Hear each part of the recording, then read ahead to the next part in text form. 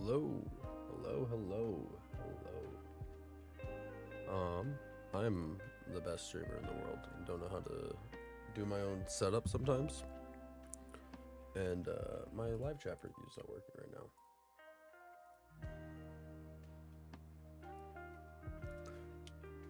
But like the Twitch one is,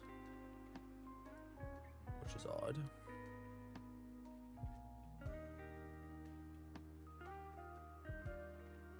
But oh, there's one. Okay, so that one's working now. Yo, what's up, Marshall Bland 8683? What's good, man? Sorry, I'm just testing a couple quick things here. Okay. Both of mine worked there. But Marshall, your message isn't coming through on screen on my side, but you're able to see it? Okay, that's good. Oh, it's working now. We're good. We're good. Everything's good. How's it going, man? You're just chilling? That's awesome. We're just starting up right now. We're just going live right now. So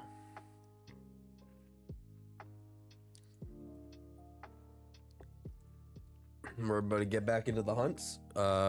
We are 7,746 encounters in.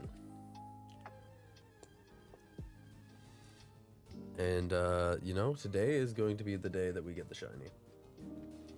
That's the goal, at least.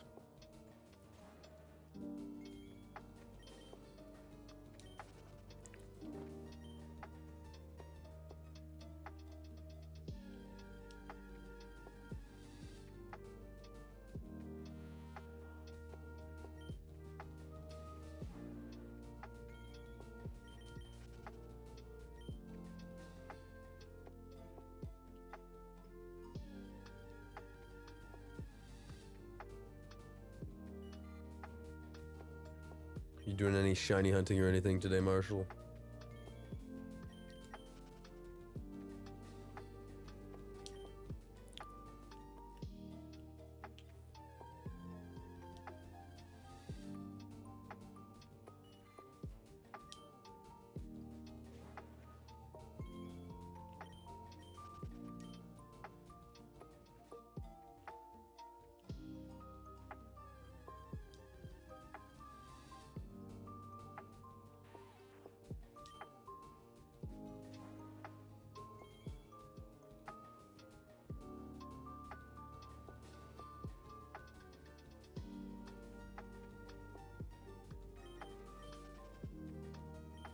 Just leveling up your Pokemon? Were you the one playing through Red or Fire Red? Because I remember there was someone playing through OG Red and Blue, and then there was someone playing through Fire Red.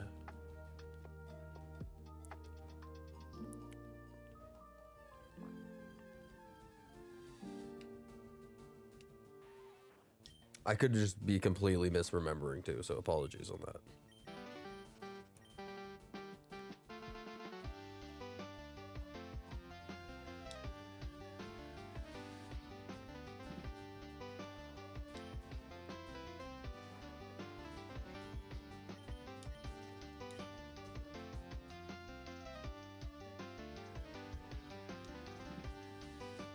You're playing through both Fire Red and Leaf Green. All right.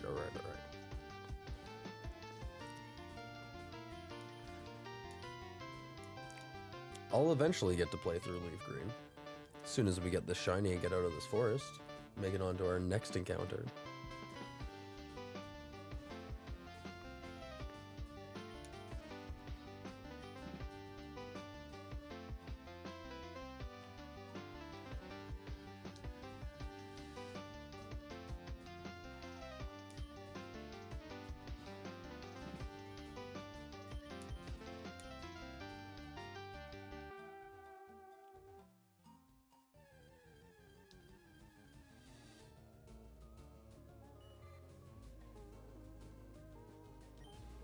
My stream deck's not working. Man, I'm so good at being a streamer sometimes. Everything breaks. Every single time I try to do anything, everything breaks.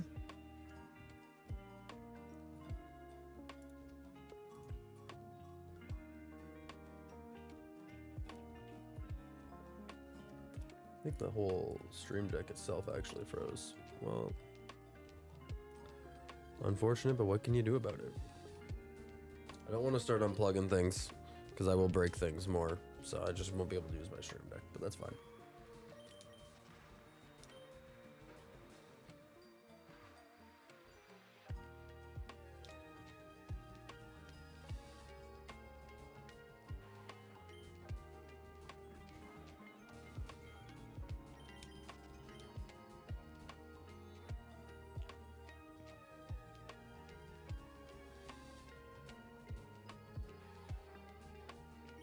Yeah, no, it's just stuff on my end. It's nothing that should affect you guys. Just every single thing on my end is breaking.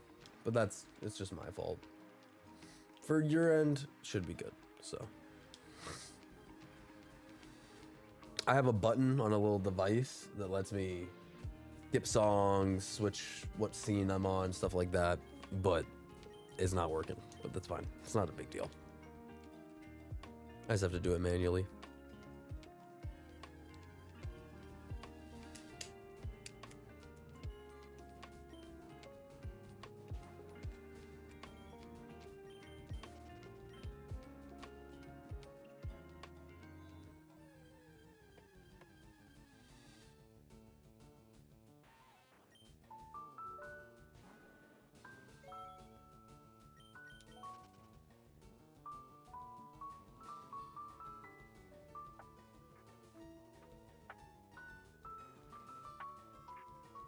We are good. We're up and running.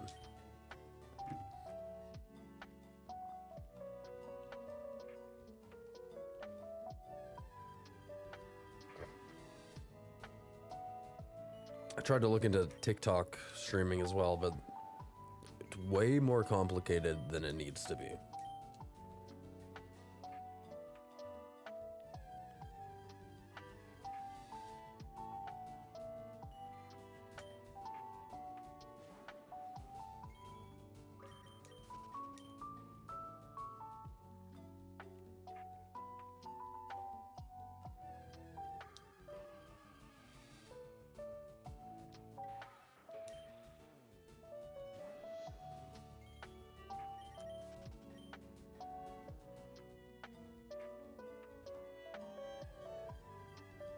How far into Fire Red and Leaf Green are you? Because if I remember correctly, most people last time I was streaming were around Cerulean City. And then I only streamed for like a couple hours yesterday.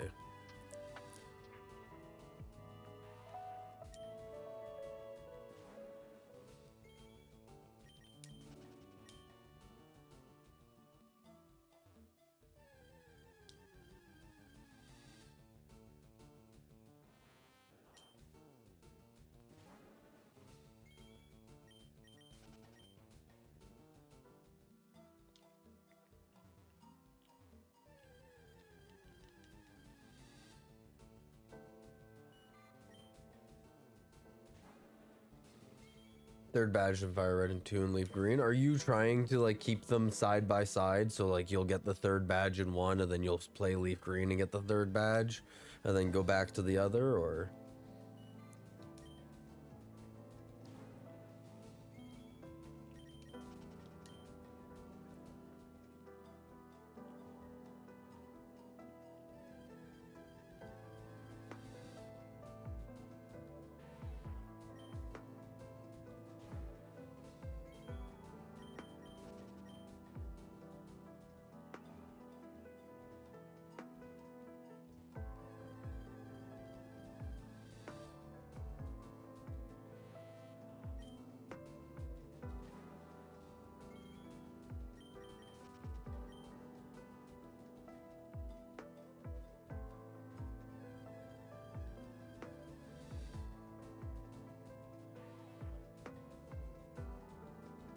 You were playing the game vanilla, but you were kind of thinking about that.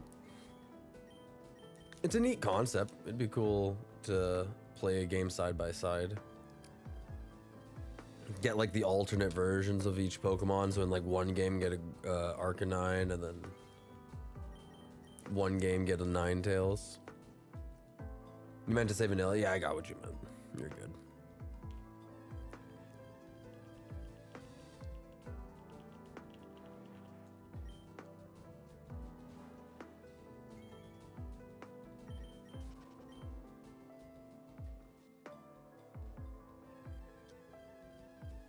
Oh, that was our 7777 encounter, and we didn't get it. Not lucky today. But I think we're gonna make it past odds today. I think today will be the day that we make 8192. If we don't get the shiny before then. Come on, give me the shiny before then. You know you want to.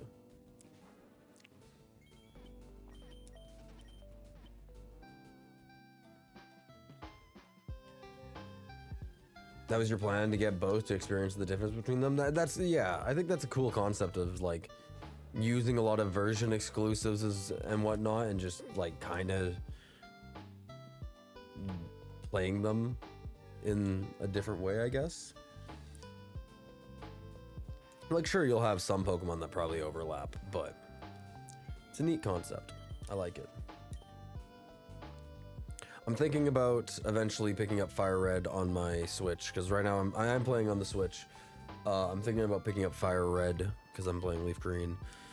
One, because more shiny hunting, but two, I might just do it for more of a casual playthrough as well, because this one's kind of my shiny badge quest.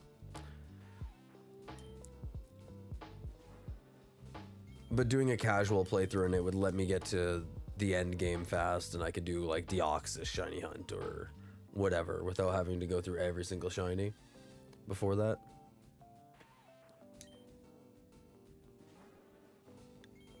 You're playing yours on the Switch too? Nice. I'm still really thinking about getting a Switch too. I just can't quite afford it at the moment. It's just out of my price range, so.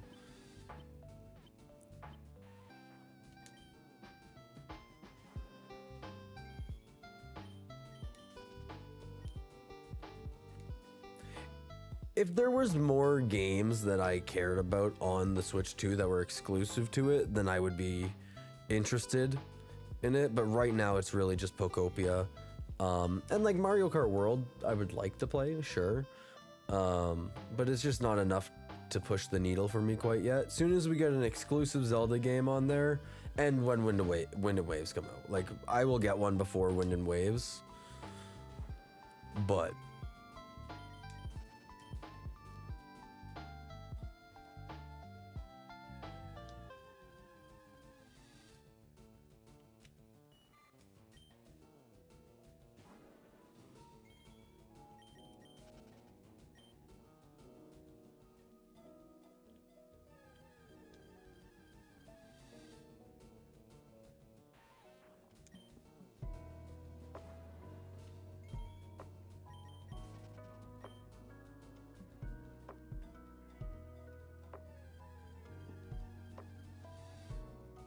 you'll be honest, you only got a few Switch 2 games, the rest are just Switch games. And like, a lot of the Switch games do get improvements on the Switch 2, so it is kind of worth it to get it to an extent. Like, I know lots, like Scarlet and Violet got a very big improvement. You also get more spawns and stuff like that. It's just not quite enough for me, personally. Yet. And it's only been out for like probably less than a year, I think, at this point, so. The new Mario game that will come out on it will be interesting too. If it might also kind of want me to make me want to get a Switch 2. But we still haven't heard anything about that, so I'm sure that's still a ways away.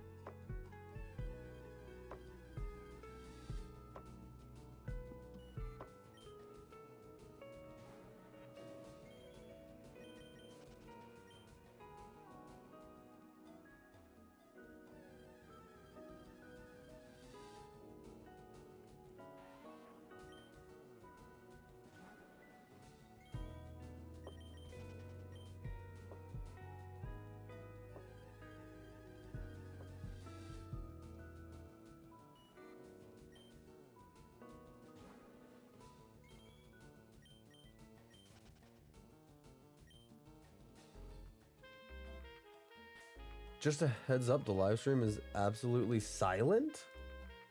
It shouldn't be. I could hear things on my end when I previewed it.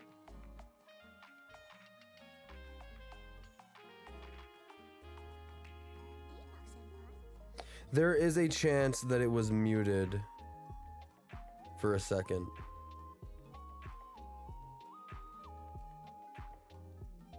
Let me double check it.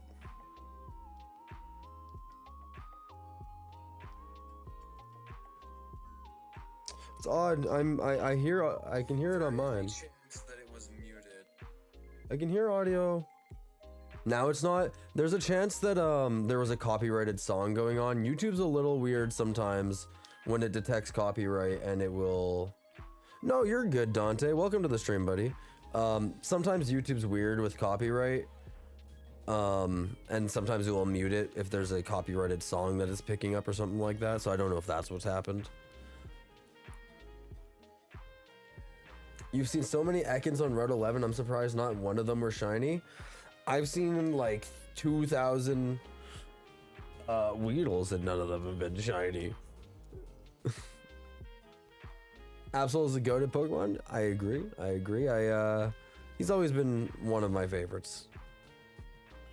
It's hard to say that he is my favorite of all time just because there are over 1,000 Pokemon.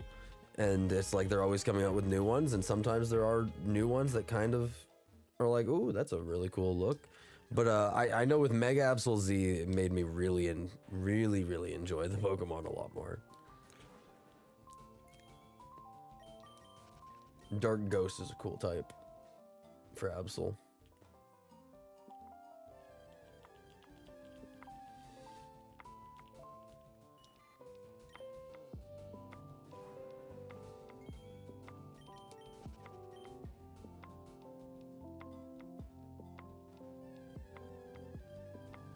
Yeah, I'm going for a shiny only run right now. So the goal is to get a shiny in every single, well, not every single route, but get a shiny before every single gym badge. So I got my Charmander, did the first gym badge. Now I'm back in Viridian Forest and I'm going to try and do the second one.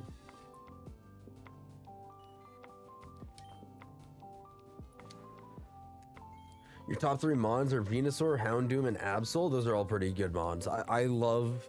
Bulbasaur is probably one of my favorite starters of all time. I think he's really underrated as well. I love Venusaur as well. Houndoom, cool Pokemon. I've never actually used one, I don't think, on a team.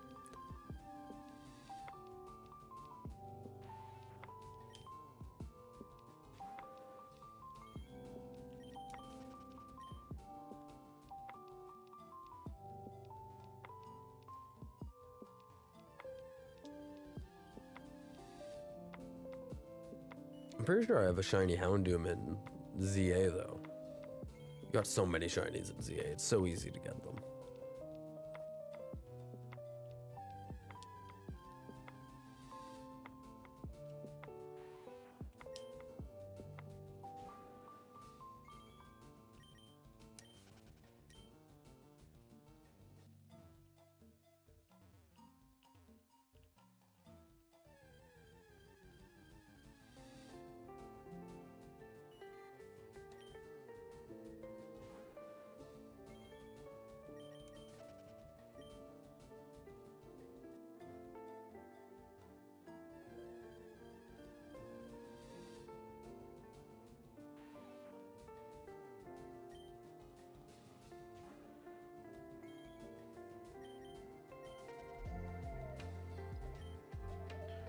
Trust me when I say Mega Houndoom is absolutely busted. His ability powers up attacks in return for doing a little damage to himself. Kind of like Life Orb, but the damage boost is way better. Okay. I mean, yeah, that sounds pretty good. Be right back. You're gonna take your dogs outside real quick. That's all good, man. To deal with your dogs.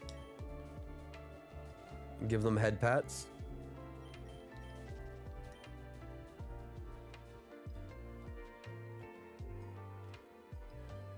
Mega Houndoom basically carried my run for Pokemon Imperial Emerald, ROM hack made by same devs of Radical Red. Oh, okay. Damn. I've wanted to play Radical Red or a game like it, but I'm like, I don't know if I'm that good at Pokemon. I like to think that I'm pretty knowledgeable with Pokemon and like am decent at the games, but like some of those ROM hacks are crazy difficult for no reason. And you gotta like really plan things out.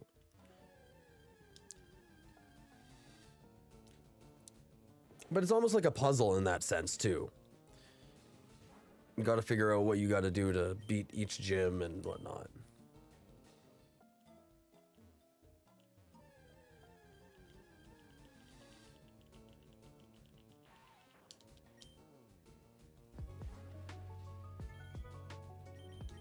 I've also wanted to try Kaizomon, but again, I don't know if I'm good enough for that.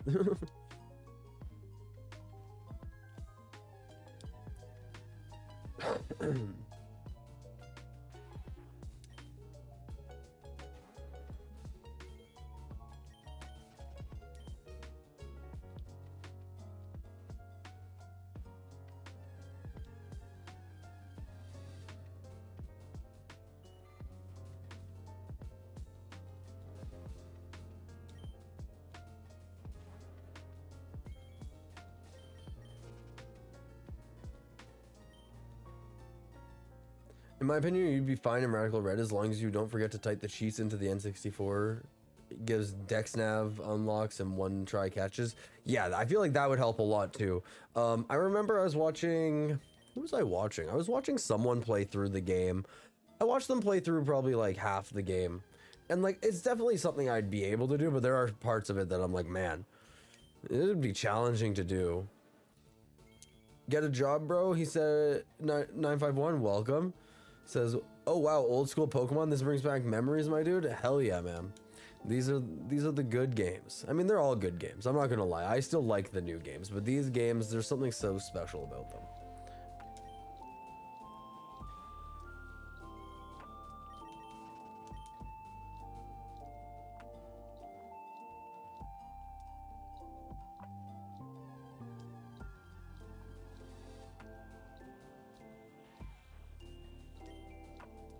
Radical Red and Imperial Emerald are hard but doable, but I'd avoid Run and Bun or Kaizo ROMs. Those are absolutely torture. See, yeah, I've watched some people play Kaizomon and whatnot. I remember I watched someone play through Pokemon Black 2? I can't remember if it was Black and White 1 or 2, Kaizo. And it took them like multiple thousand tries. And I'm just like, yeah, I don't know if I have the patience for that.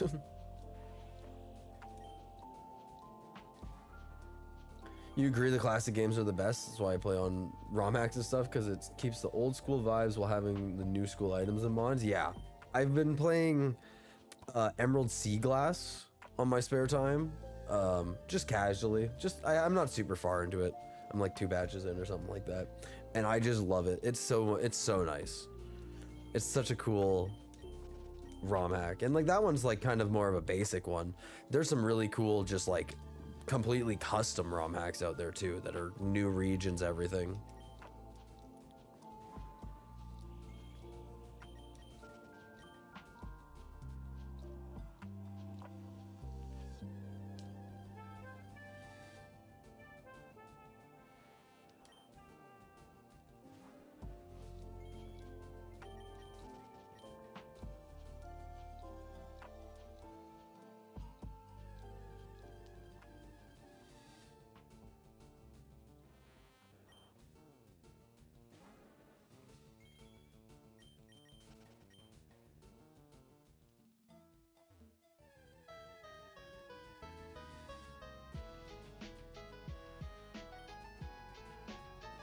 I think the Emerald Sea Glass art style is just so nice. The mix between like these games here and the original Game Boy Color ones, it's a very cool graphic style, and I hope we see more ROMs in a similar art style.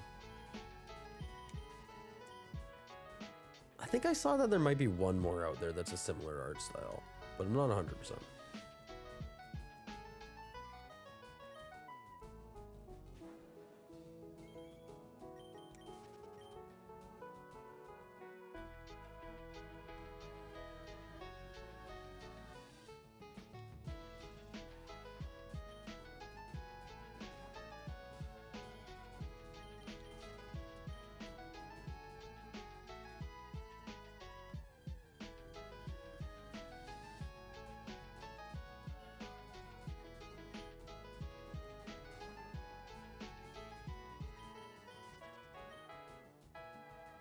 Playing at the moment is Crystal Clear. It's on the Game Boy Color, but it's a crystal, but significantly harder with open world, so you can go wherever you want to fight, but each gym badge makes the world stronger.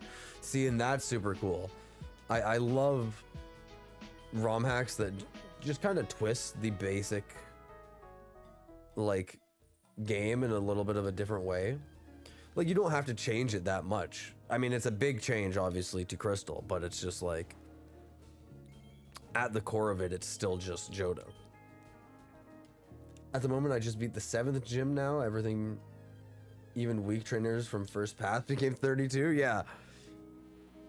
So you could literally go and do the gyms in reverse order, which would be super cool.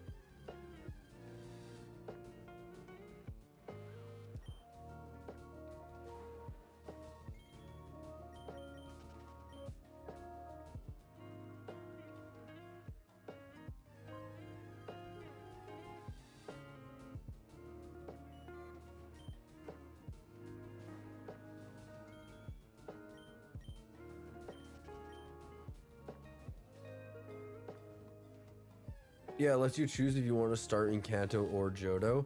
Do you still have to beat one of the regions before you can go to the other? Or can you go and do 3 badges in Johto and then head over to Kanto, do 7 and then come back type thing?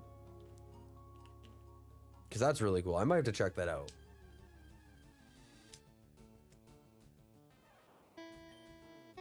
I want to check out a shiny Pokemon in this forest as well.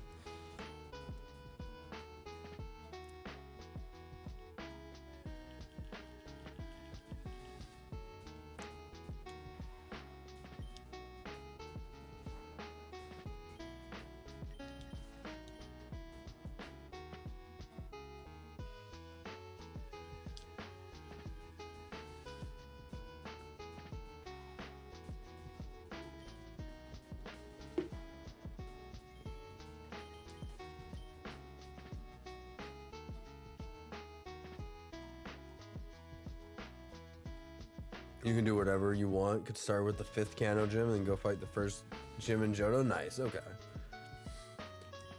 See, that's super cool.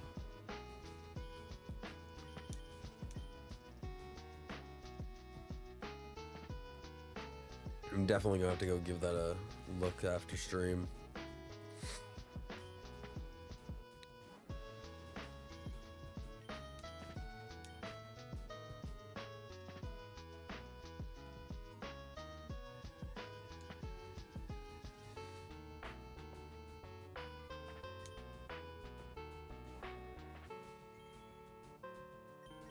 Absol's your favorite Pokemon? Well, hey, we got a common thing going on. Welcome to the chat, Bear. Hope you're doing well this evening.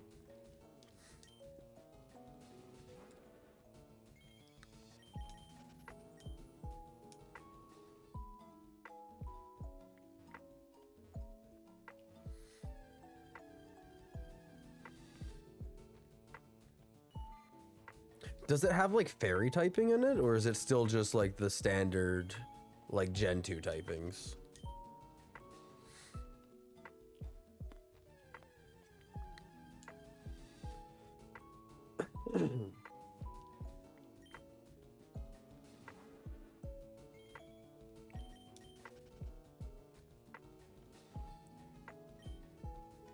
I'm doing not too bad, man. Thanks for popping in.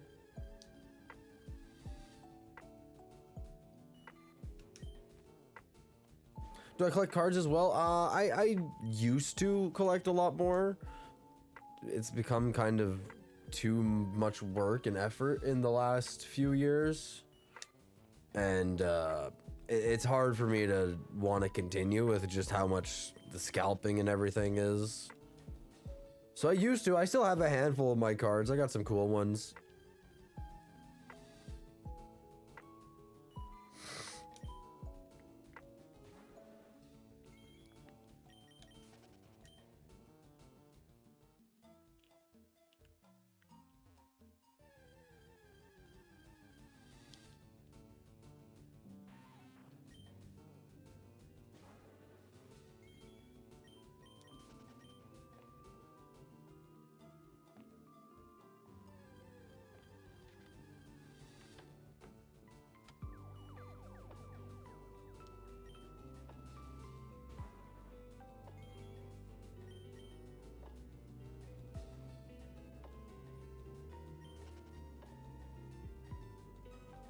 No fairy typing? I don't think,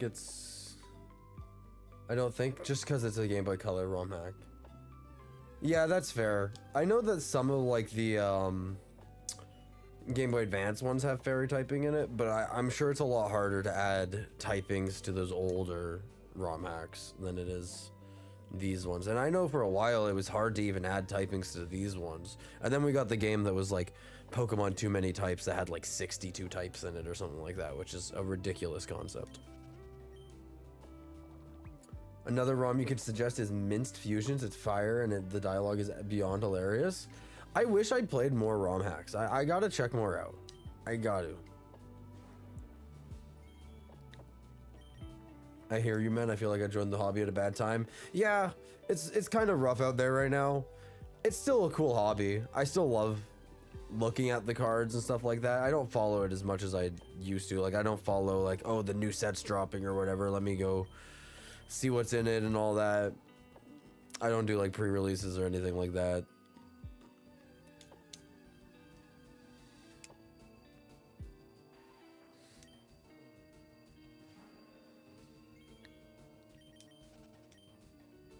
For a while I wanted to get every single Absol TCG card, but they are expensive. Absol has some expensive cards.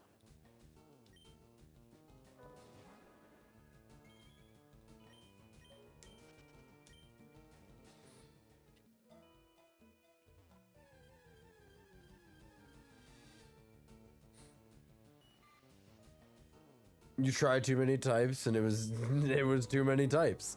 Yeah, that's what I get. That's what I've heard, at least, is it's hard because it's just there's so many types that one time you think it's weak to this and then it's one shots you instead and you're like, oh, never mind, I was wrong.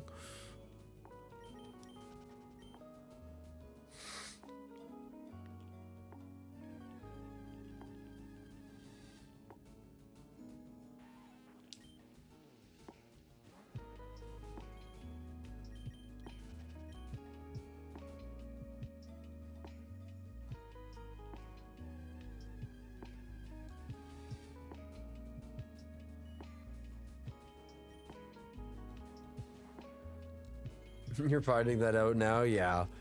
It's cool to collect all the Pokemon cards of one Pokemon. I think that's a really cool idea. It's just hard with some of the more cool or like popular or unique Pokemon, I guess. Maybe not unique. Unique might not be the right word for it, but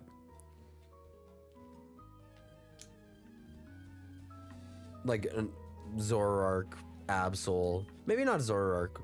I always feel like Zoroark's more popular than he is, but I don't know. But like Gardevoir, Gengar, Charizard, Pikachu. Even Snorlax, I feel like Snorlax is almost popular enough that it'd probably be kind of expensive to get his cards. Umbreon, super expensive to get.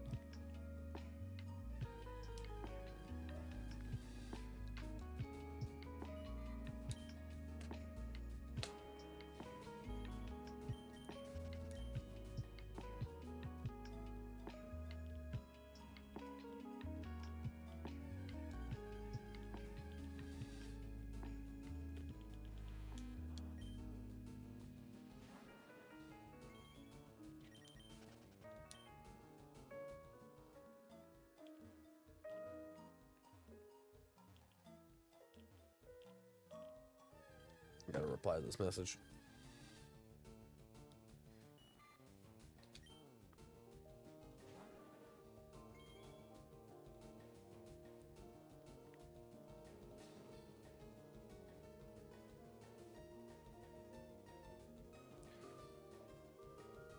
Chat, I apologize. I'm gonna have to go AFK here for a few minutes.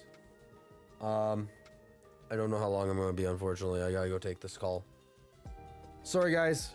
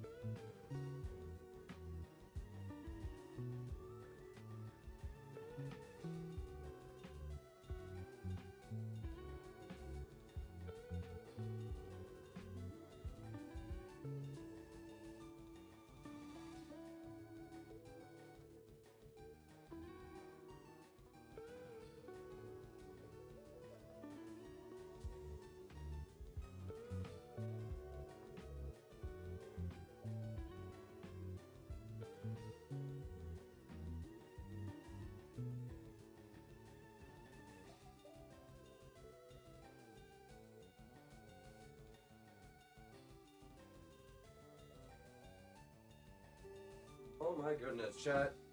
If you are here, you're goats. I'm so sorry that I was gone for so long. I had to take that phone call. It was a requirement. But we're back.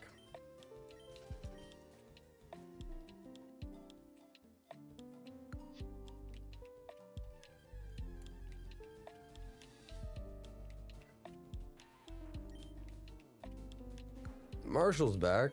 I just got back. We're all back.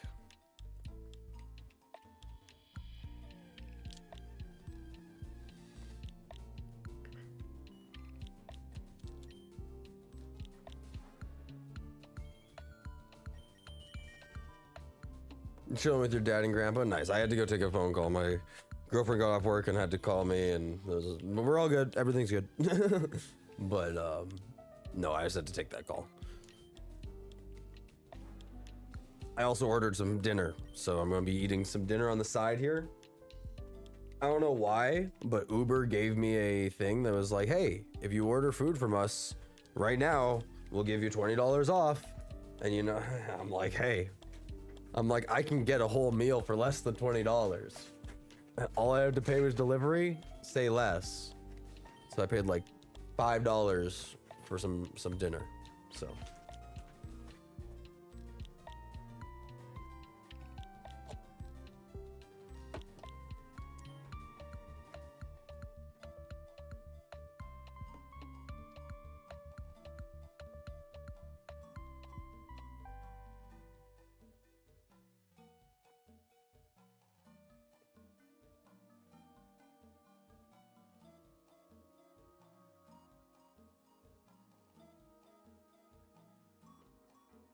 pulling it out right here real quick.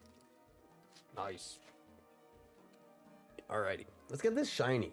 We got food, we got tunes. Now let's get a shiny Pikachu. Or a Caterpie or a Weedle or anything. I'll honestly take anything. I ain't picky.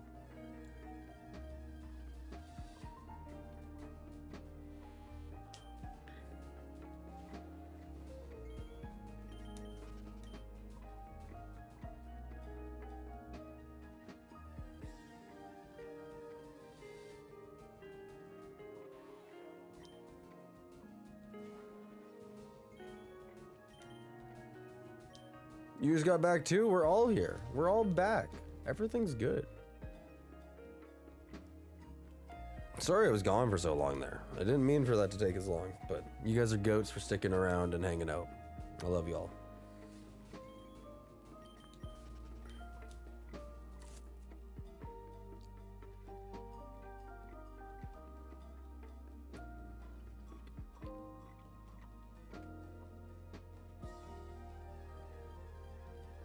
Had to take the dog out and toke real quick? Hell yeah.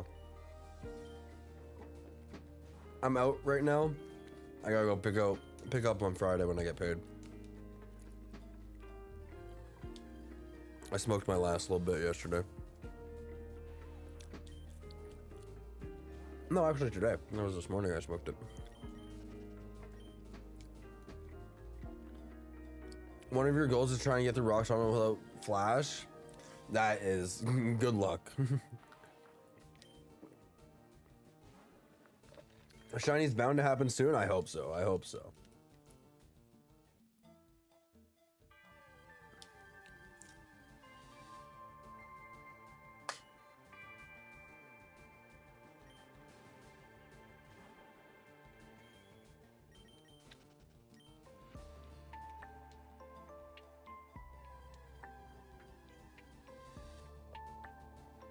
We're definitely going to get close to odds on this stream, if not go over.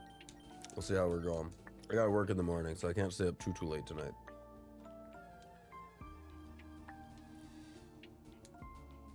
You don't get paid till the third Wednesday of the month. That is a very oddly specific time to get paid.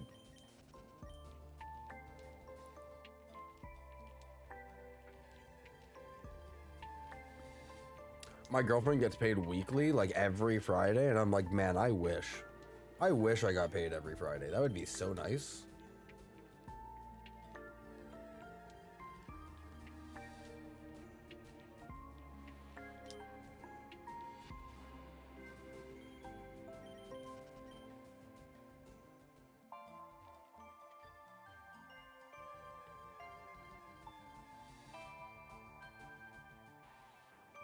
Bro sounds like he wears flannels and shit. I mean, if you check out the the other live stream, there's a horizontal live stream and my webcam's on over there. If you want to see what I look like. I do not wear flannels. I don't own a single flannel.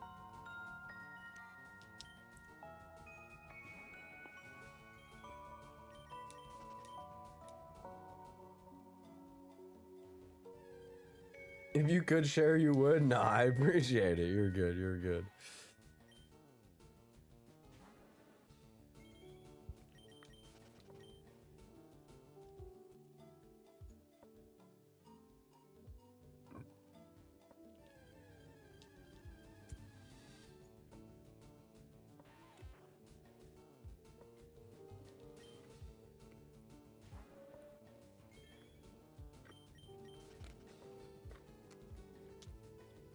It's a weird pay system with Social Security. Okay.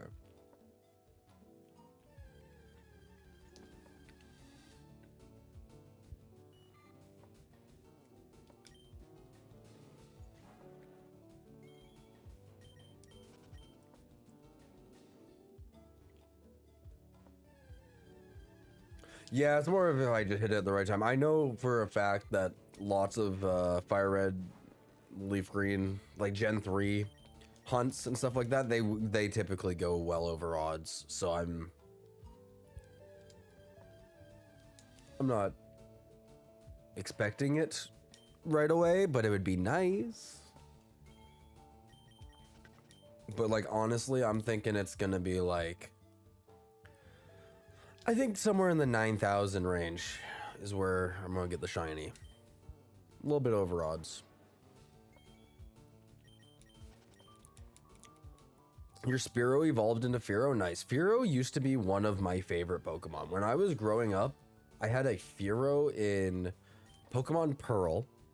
I had a Fearow in, it had Drill Peck, and I swear to God, it was the best Pokemon I had. I used that thing for everything in that game.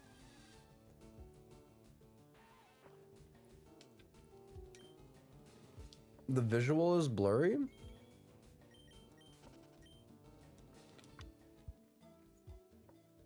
Nothing should have changed. I haven't dropped any frames over on my end or anything.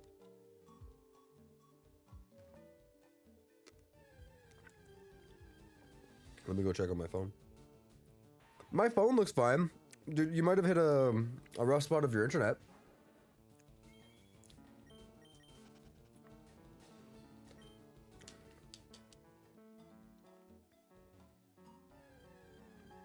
It could just be YouTube being weird too. I feel like YouTube is not a terrible platform for streams, but I feel like it's kind of has its issues.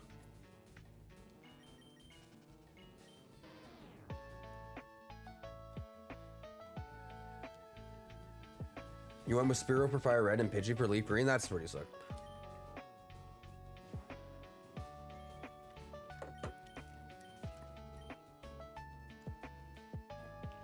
I don't know if I've ever used a Fearow since I had that one in my Pokemon Pearl. But I remember him being so strong for some reason.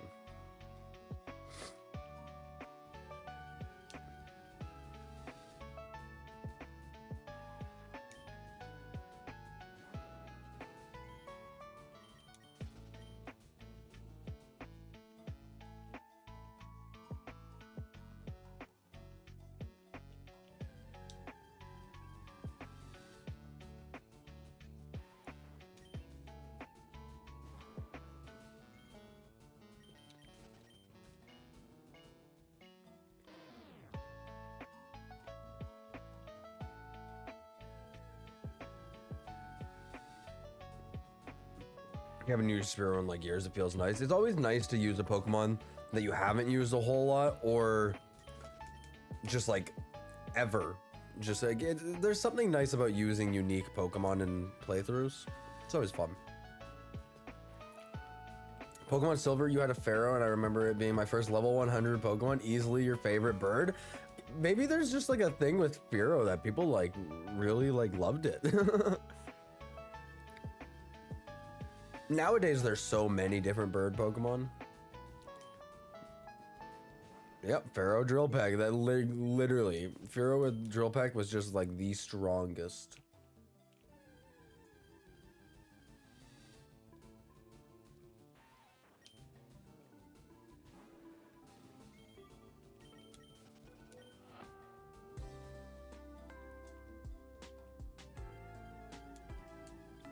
That guy really came in here, said, bro sounds like he wears flannels and shit, and then just dipped. And like, I respect it, but like, what a random comment.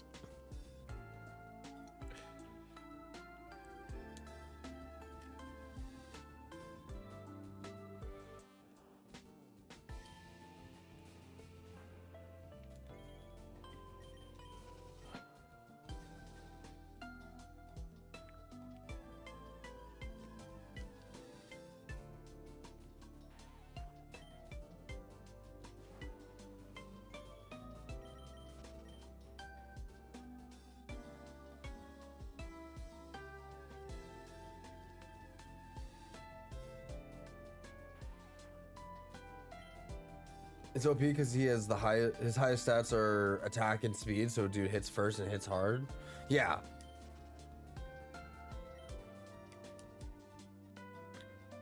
He is just like, he's fast, he hits hard. He's kind of like frail, like if you get hit with an electric move, you're cooked, but not gonna lie, you wear mostly red flannel. It's nice. I have nothing against flannel. I just don't own a single piece of flannel.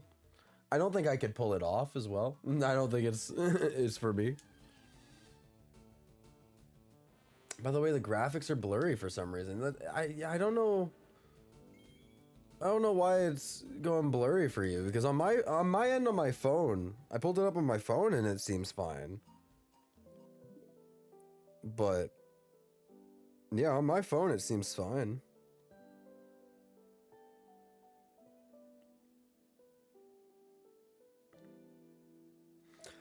I don't know if you could try refreshing it all, or if there's anything you could try and make sure you're obviously connected to the internet and you're not using your data.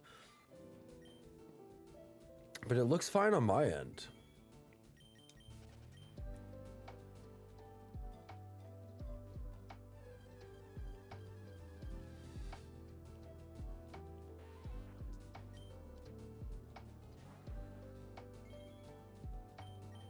You're watching on your phone too and it's working fine? You guys are on different streams though. He's on the vertical stream.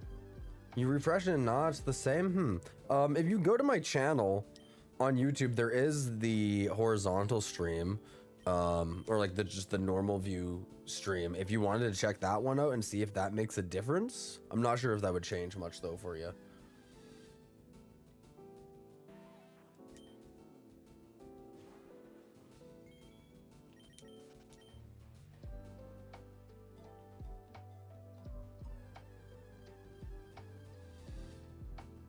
Might just be a connection issue between YouTube and the live. It does that sometimes.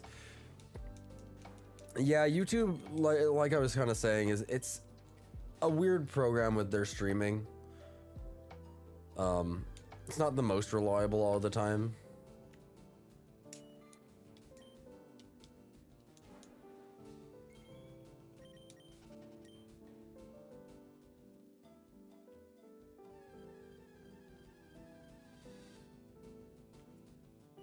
Swap to horizontal is still a little blurry. I don't know.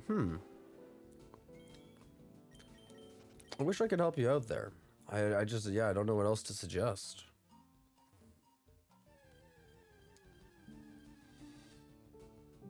I mean, obviously, there's the third alternative of heading over to Twitch. I'm also live on Twitch, but not everyone uses Twitch or prefers Twitch or prefers YouTube over it, so.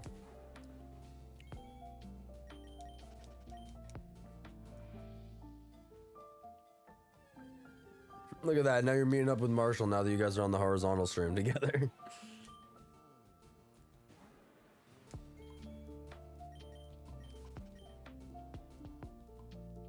You're good at just focus, not blurry anymore? Great, I'm glad to hear. Yeah, it might have been an encoding thing on YouTube as well. Just like their encoders are weird. Could have been the server being overloaded too a little bit. I might have got swapped over to a different server.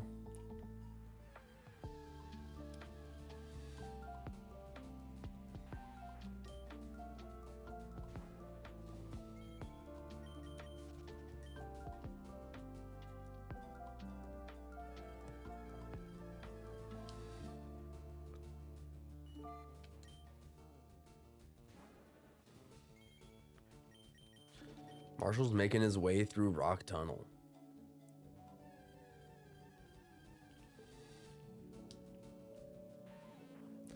I'm glad it's working out. I appreciate you letting me know that it was doing that, though, just in case it was something on my side. Some people will just see that and they'll just scroll away or whatever and never say a word about it. I remember once I was live streaming, was muted for like 2 hours or whatever, and not a single person let me know. And I was like, great, guys. Could have just said, hey, you're muted.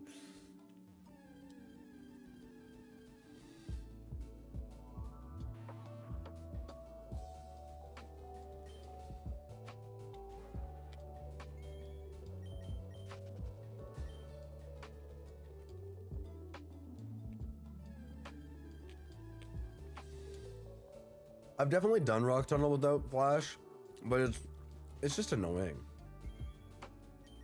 I feel like there's a reason they haven't really kept the Flash around in the future of Pokemon games.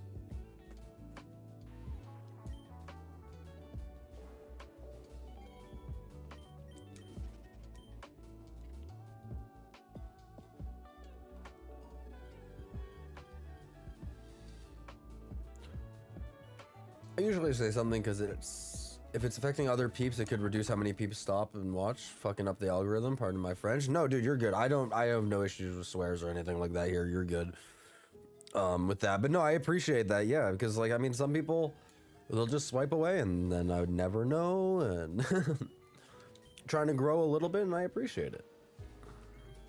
And those little things help a lot. I just appreciate everyone just being here in general. So anyone that's hanging out, if you're lurking, if you're not chatting or whatever, and you're just watching, doing some shiny hunting or whatever, shout out to you guys as well. Thanks for being here.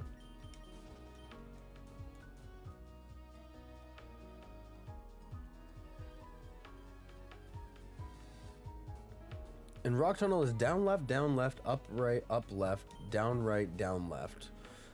Bro's doing Konami code over here to get through Rock Tunnel.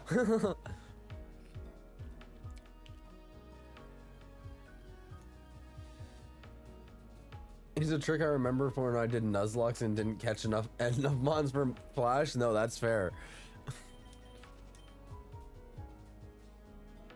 I remember pulling up pictures of Rock Tunnel up on like Google or whatever and doing them, like doing it side by side, because I never used Flash. Never.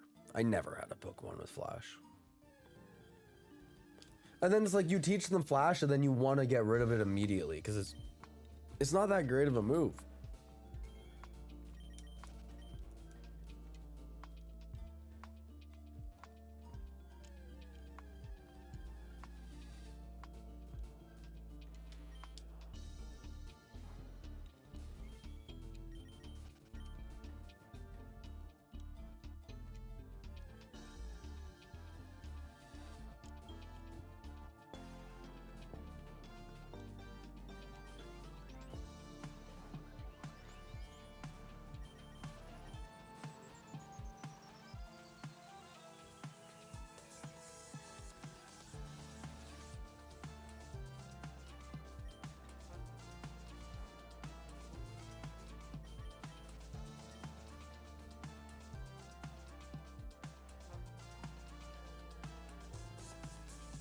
You used it in Gen 2 and 3 because it's so easy to find, and by then I probably have an HM slave in the party. Yeah, and see, that's fair. Not every Pokemon can learn Flash, obviously, so if your HM slave just doesn't have the ability to learn Flash, it kind of sucks. But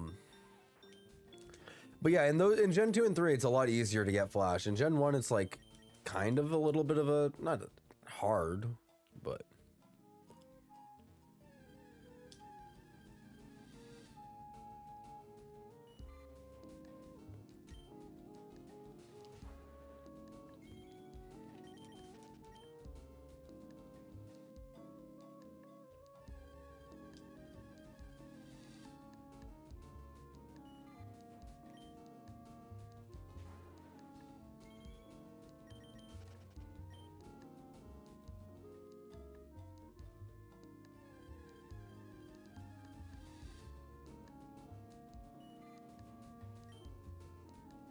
And on mons that you plan to use as sacrifice and Nuzlocke, so you put flash on them so they can drop accuracy so my other mon can get a tricky strategy off easier with less risk. That's fair.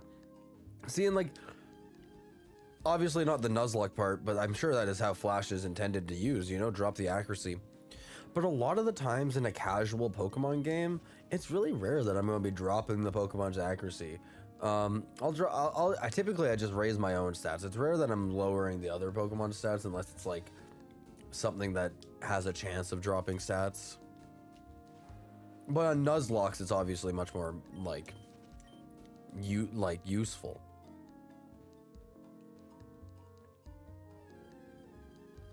Am I the guy that got the legendaries? I have not gotten any legendaries yet. I am in Viridian Forest. I have a I have a Charmeleon, and that's about it.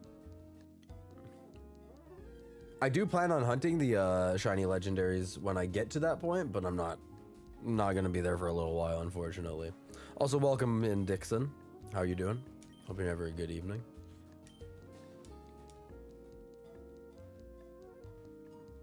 See, and that's what I mean. Like, there's also better moves out there that will do damage and like also drop accuracy.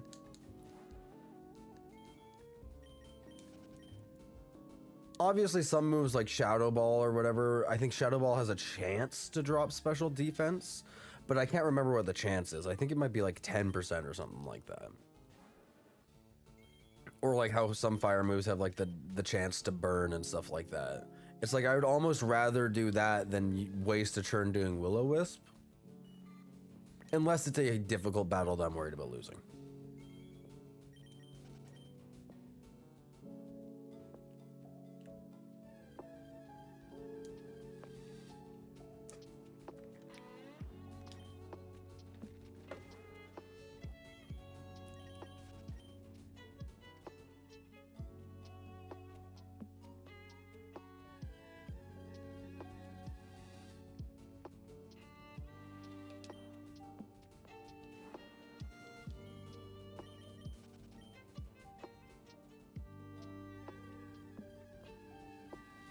Shadow Ball has a decent chance to drop special defense. When I use it, I get a drop like 1 out of 3 tries. Yeah, it might be something like 25% chance or something like that. I don't remember what the exact odds are. It might literally be 33.3% for all I know. But even then, I would almost rather use a move that has a chance to drop a stat than using a turn to specifically drop a stat. Nice music, thanks. I'm just listening to like a nice little lo-fi Pokemon playlist. Something relaxing and chill. I switch it up sometimes. Might throw on some rock music, some punk music. I have my music genre will go all over the place if you let it. We can be going from rap to sad music to gospel to lo-fi.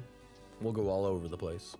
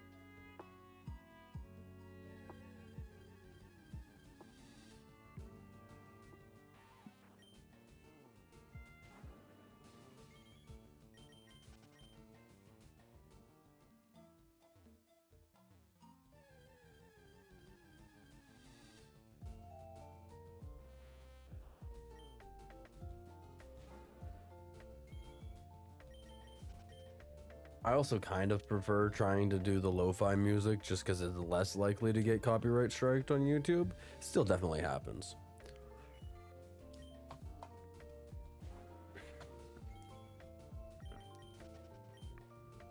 Just because YouTube's a lot more strict about it. Twitch isn't as strict, but it just mutes your VOD, which can be annoying. Typically YouTube just makes it not visible in other countries, but like technically sometimes they can come after you for money. Not that I make money off this anyways, but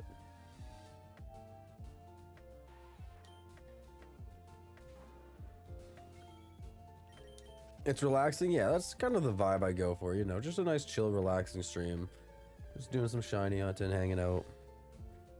So I want the music to reflect that in a sense.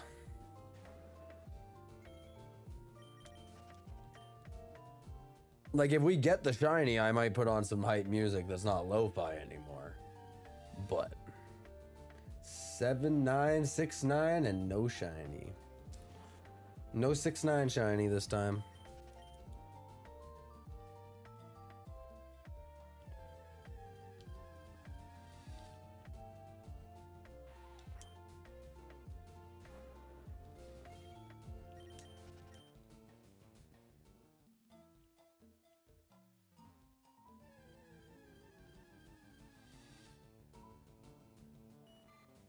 Just chilling, trying to find a shiny type vibe right now. For real, that's the vibe I'm going for.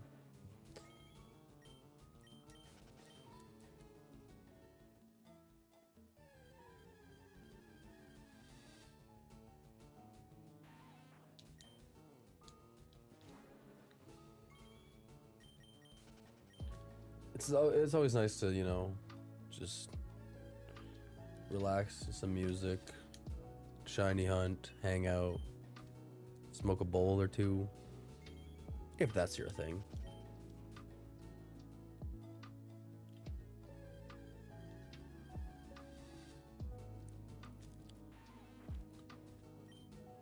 You're farming in Rock Tunnel hoping to get a shiny? I hope you get a shiny too, man. I'm sending some luck to you. Rock Tunnel is actually where I got my very first shiny in Leaf Green. I remember as a kid playing through Leaf Green, running through Rock Tunnel and getting into a random shiny Geodude. That was probably my first shiny. In this game, for sure, it was my first shiny. It might have been my first shiny in general. Either that or a random encounter Magmar in Pokemon Pearl. You smoked 2 joints with your Gramps and Dad a bit ago? Hell yeah. I love that. That is a vibe.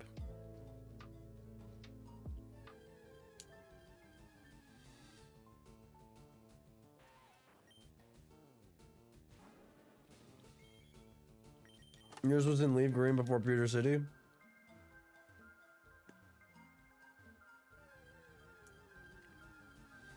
What shiny did you get? Like a Rattata or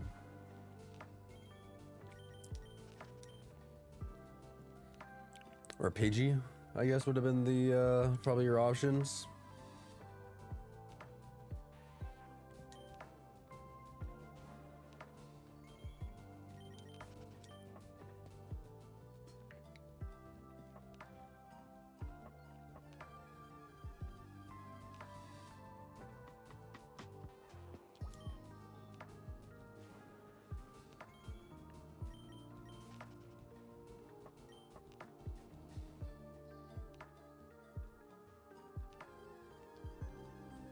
You're playing through Sapphire, just got through the game normally, but I'm high, chilling, high key. I've only legitly found a Zubat in Leaf Green way back when, by accident.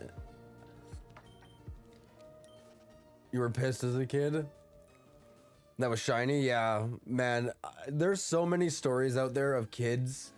Like, they're like, oh, when I was a kid, I found this shiny and I had no clue it was a shiny and I killed it or ran away or whatever. And that's always such a sad story.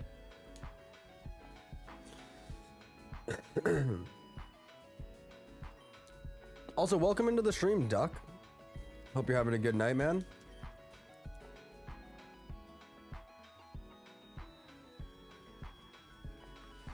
That was the Rattata you caught a couple days ago? Oh, okay, nice, nice.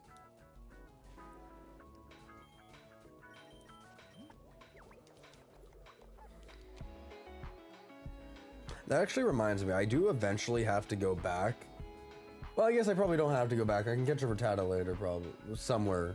I have to catch a Rattata and a Pidgey just because I never did on my way, and I just want them for Pokedex completion. Because I'll need to do that at some point in this game.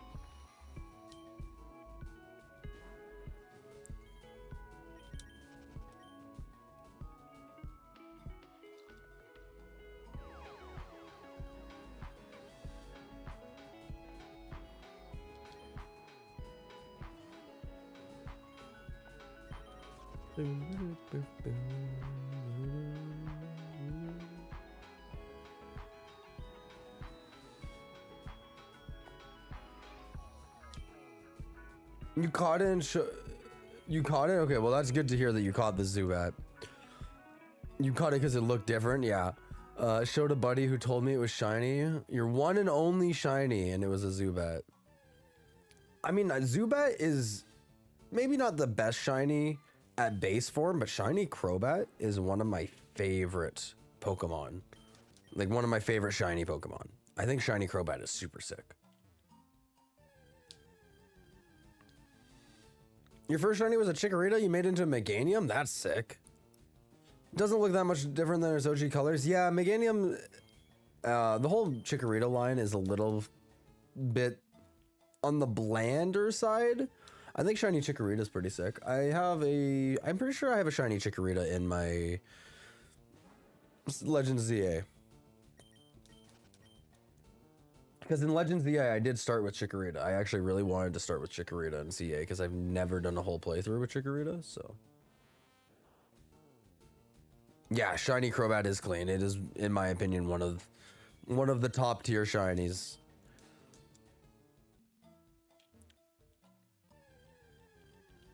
Part of me wants to try and get a shiny Zubat in this game. Guys, we're about to hit 8K encounters. We're 6 away. 8K.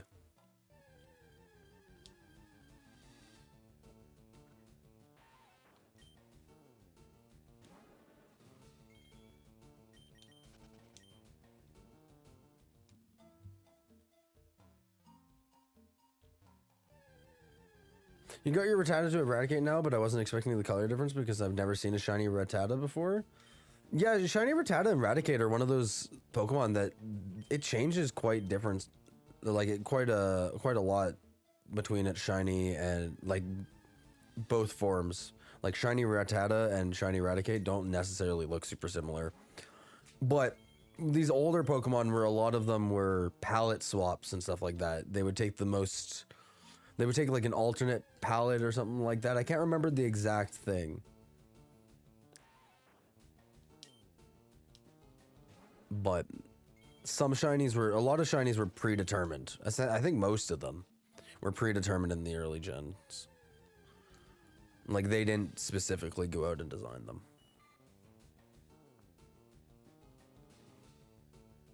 It does look dope. I've restarted my game so many times. It's crazy. Leaf Green is my favorite game, and that and Heart Gold. I had a buddy who tried to get me into farming eggs for shinies. And Masuda hunting, like egg hunting for shinies, is a different breed, especially in those old games. They they can take a long time. I've only ever done one egg hunt for a shiny, and I got a shiny Feebas in Sword and Shield, actually. Heart Gold also, like Heart Gold and Soul Silver, one of my favorite. Maybe it's in my top 3 for sure. I don't know if I want to say number 1. Omega Ruby and Alpha Sapphire might take number 1 just because I have so many memories based on those games.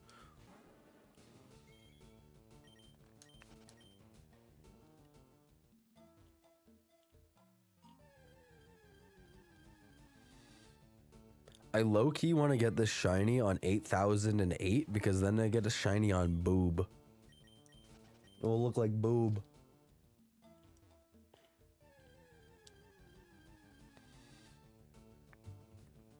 Duck, have you done a lot of shiny hunting specifically for shinies, or have most of yours just like, well, your Zubat you said obviously was just like a randomly expected thing, but have you just mainly played casually, or have you done a lot of shiny hunting?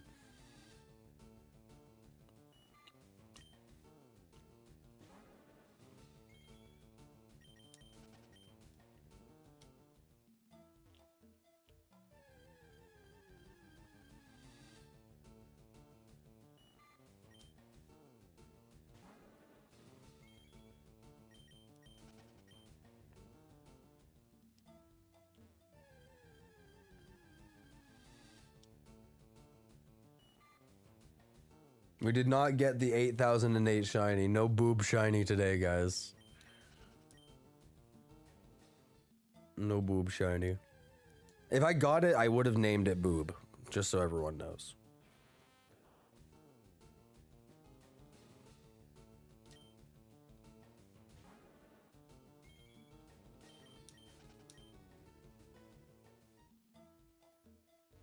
You've been watching a lot of Fire Red, Leaf Green, Shiny Hunting streams? Yeah, I've been loving the Leaf Green, Fire Red.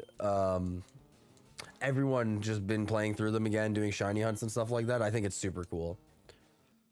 But the Pokewalker being a thing in Heart Gold Soul Silver was super cool. I remember really enjoying that as a kid, transferring my Pokemon over to my Pokewalker and taking them with me to school and whatnot. That was always super cool.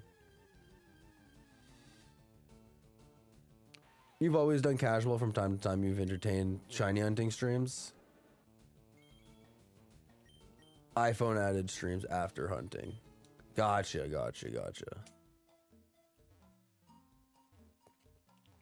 Yeah, shiny hunting is it can be a very monotonous task. It's hard to just sit down and be like, I'm going to shiny hunt. But when you're watching TV or you're watching a movie or hockey or whatever you watch, or even just throw on a live stream or whatever, it makes it go by a lot faster, in my opinion.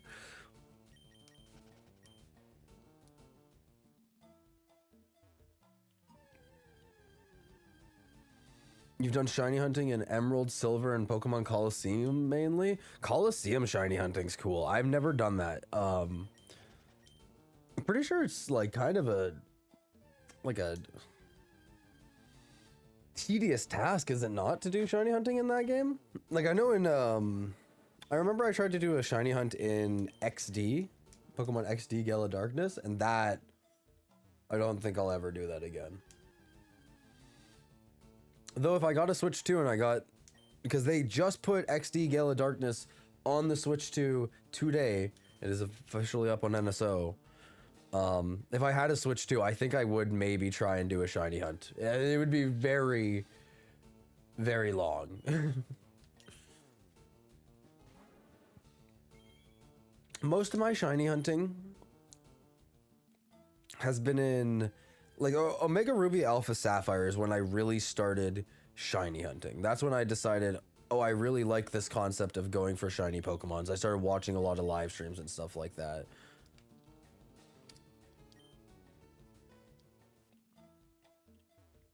So Oras might be my favorite game for shiny hunting, but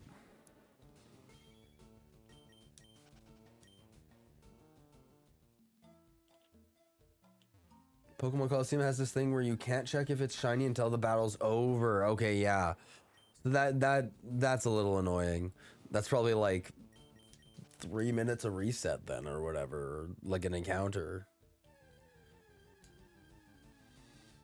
Yeah, Marshall, it just came out. They just tweeted about it like maybe 2 hours ago, saying that Gale of Darkness is on the NSO. I've never personally finished Gale of Darkness. But I played a ton of it. I got like right up to the end too, I remember, and I never finished it. But those games are very cool. They're different.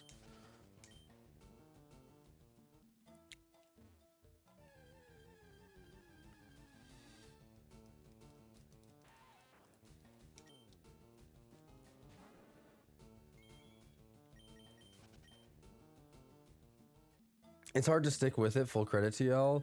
All the restarting takes away from my game time. I only get 2 hours, if that, to game because of life and work. Yeah, it really, it's not for everyone. Like, some people don't have necessarily the time to be doing shiny hunting, so it's hard for some.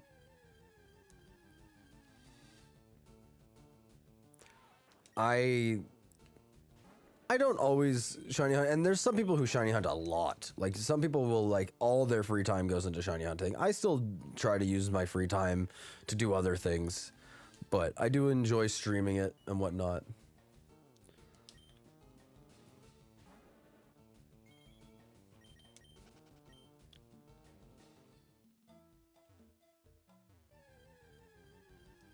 Just a warning, Gale of Darkness might be shiny locked if you're not mistaken. I'm pretty sure you can get shinies in that game.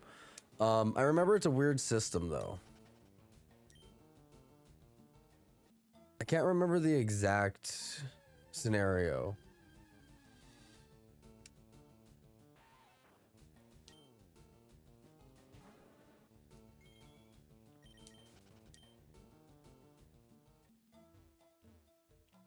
You got the update? Nice. Okay, yeah, so it is out already. Crazy with Colosseum shiny hunting. I don't know how anyone could deal with that. That sounds rough. Oh, yeah. Like, I don't know if that's something I could personally do. I could do, like, one hunt. I think one hunt on that game would be cool to get a shiny and say that you did it, but I don't know if I'd be able to do it. You subbed to me, you seem like a cool dude. Thank you, man. I appreciate it. I don't know why subs don't seem to show up in my activity feed a whole lot. I think it is a... I think it's a thing with YouTube. If your subscriptions aren't set to public, it doesn't give me the notification.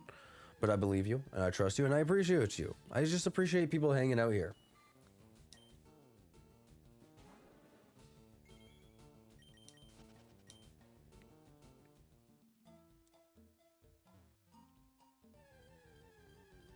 It's rare when a Pokemon game is shiny locked, but there are a few of them out there, unfortunately. Yeah, I know Pokopia is fully shiny locked. There's no shinies in that. Which I think might be the right idea, because I think people would spend a lot of time shiny hunting in that game and play less of the actual game. But like, I don't know, play your games how you want to. But the other thing I think is, I think they're going to do events that will be like, oh yeah, play now and have a chance to get a shiny Charizard. Play now and get a chance to get a shiny Ditto. Like, there'll be lots of different things.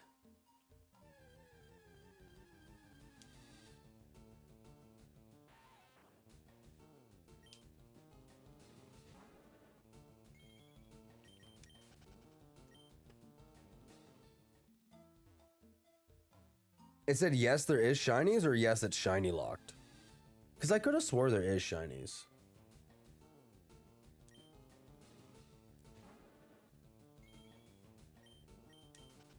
Maybe it was Colosseum that I was...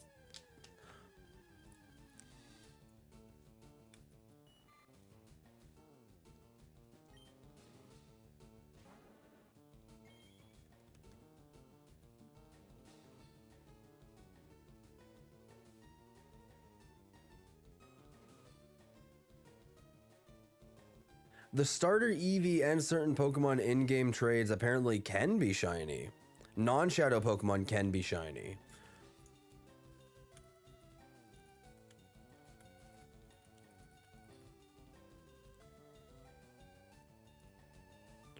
It might have been Colosseum that I tried doing the shiny hunt in.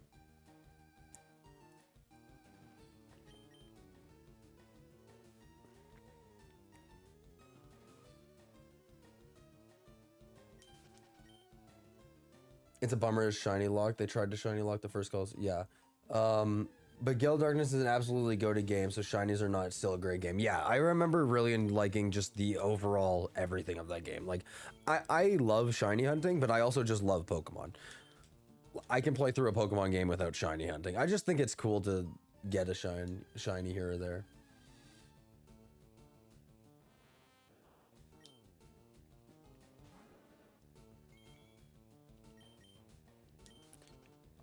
High key, I like seeing dope small channels. Every sub adds up, and the more cool people in my feeds, the better. What's your favorite Pokemon that I've caught shiny? Well, first of all, I just want to say thank you for the sub and thank you for everything. Just the little bit of support helps. I've only just started streaming on YouTube here the past couple days, so it's been really cool to see the people that have been really supportive on YouTube.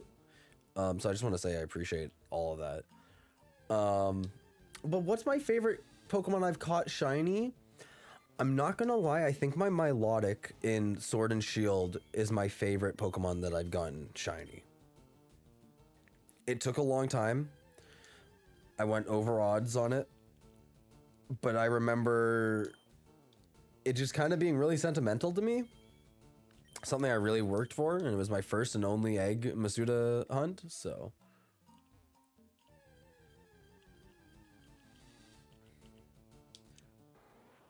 It said they're generally shiny locked. Okay, yeah.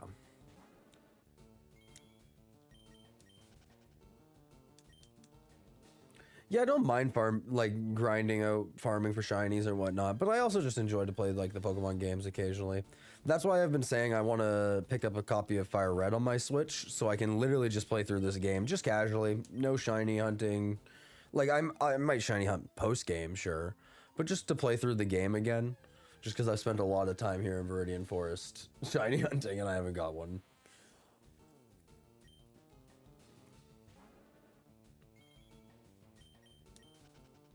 Milotic is a fire shiny. Yeah, I really like Milotic's shiny. It's, I don't want to say subtle. It is a solid difference. There is a solid change to it, but it's super nice. I know on my copy of Pokemon Ruby, I finally found my Feebas tile and I caught a Feebas.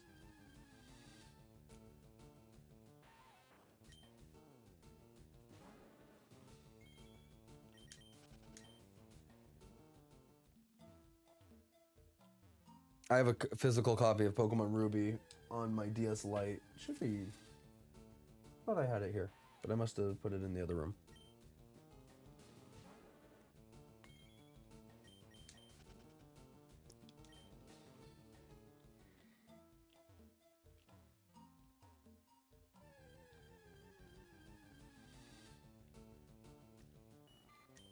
I actually just the other day caught a shiny Groudon in Pokemon Shield. I was doing Dynamax Adventures, where with Shiny Charm, it's like a 1 in 100 odds, which is a little bit insane odds, but with Dynamax Adventures, you actually have to kind of like go through the battles, and it takes a little bit of effort, so...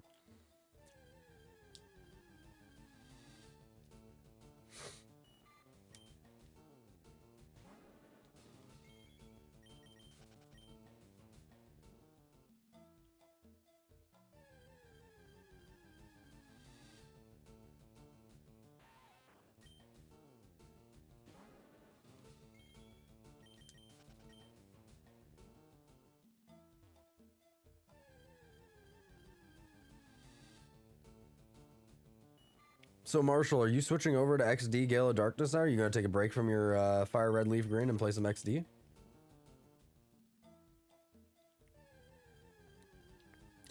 Shiny Groudon is one of your favorite shinies. The yellow goes hard. I think that shiny Groudon gets a lot of hate. I think that modern shiny Groudon is a little bit worse. I think that the sprite version of him is a lot nicer looking. The 3D models with a lot of Pokemon kind of made their shinies worse. Like Gengar actually has an okay shiny in like Fire Red Leaf Green, but then you get to like Gen 6 and it kind of just completely becomes washed out. You tried to catch a shiny Snorlax way back then, but I'm colorblind as an adult, I learned, so I can't tell shiny Snorlax away from the regular one. So you would have to be going specifically off seeing the shiny sparkles or hearing the sound. Yeah, that would be a struggle. Shiny Snorlax is a cool shiny. It's another one of those subtle ones, but I think it's a cool shiny.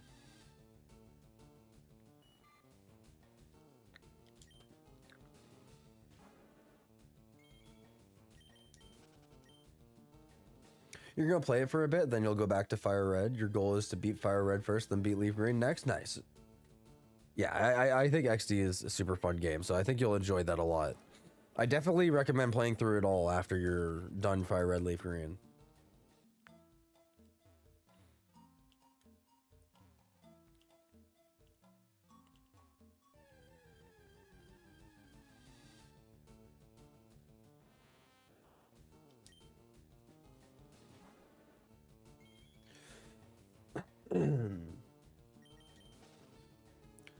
You could have found one I've never known because you can't tell the colors too great on the Game Boy SP. Yeah, that's like the other thing.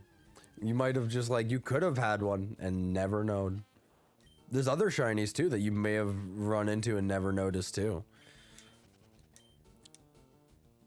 You might want to try it on the Switch, but I want to beat Sapphire first. Yeah, that's fair. I think like if you played it on like Let's Go, even like I think Let's Go has a pretty distinguishable shiny in comparison, but it all really depends.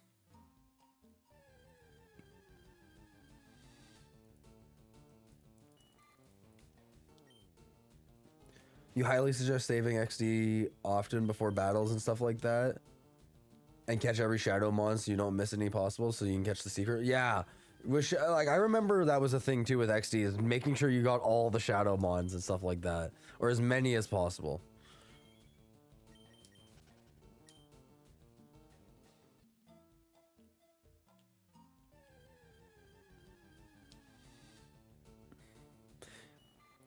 Dante's just coming out here spitting the information about XD Gale of Darkness. We love that. We love that. Thanks, Dante, for helping out. Maybe I'll play through Gale of Darkness now again soon. Or maybe Colosseum? I don't know. I like both. I like both. I beat Colosseum as a, like when I was younger. But I don't think I ever 100%, like not 100%, but like I don't think I ever finished XD all the way.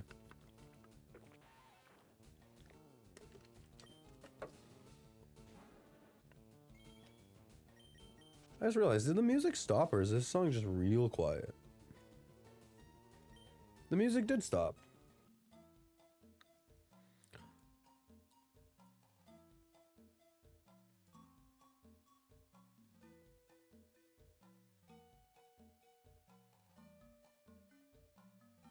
That one did not like, but because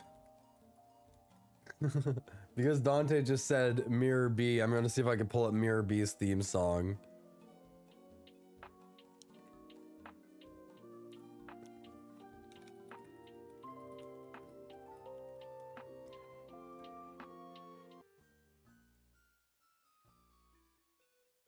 Yeah, his battle theme, because this theme goes so hard. Oh, I gotta switch this so you guys can hear it again.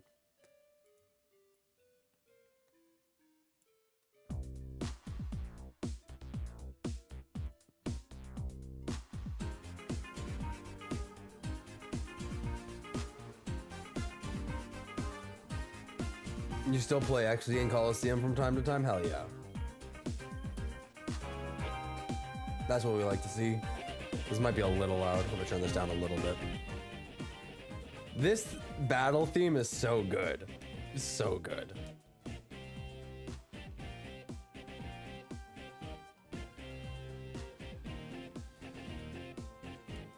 You're not a big fan of the modern Pokemon games? Wind and Waves looks worth looking at when it comes out, but I'm not a fan of the Pokemon Go mechanics. I want to battle Pokemon. Yeah, I'm not gonna lie. That's my biggest complaint with Let's Go Pikachu and Eevee. I think Let's Go Pikachu and Eevee would be some of the best Pokemon games just in general if it was just the standard format. I think that the art style and just like how the character models are and all that are really nice. Like, I think it's really, really good. Wind and Waves looks really good. I'm excited to see more about it.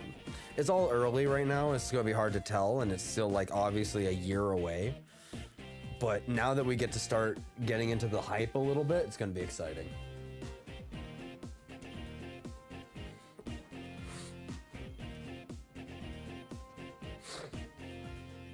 Pyrite Town theme is also fire. Yeah, dude, I remember this game just having a lot of really good like songs in it.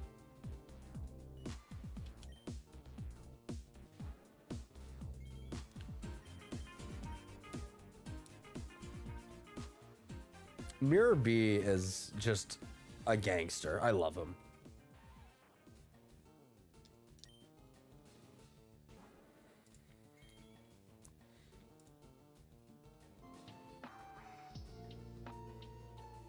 This one's a Pokemon Rangers song.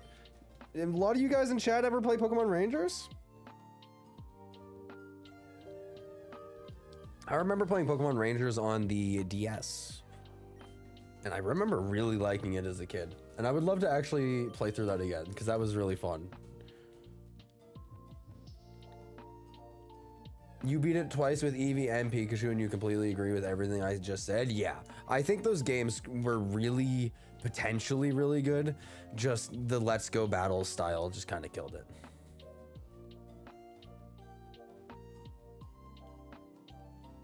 As long as the game has life and the ability to battle Pokemon with turns, you'll be happy to buy a Switch 2.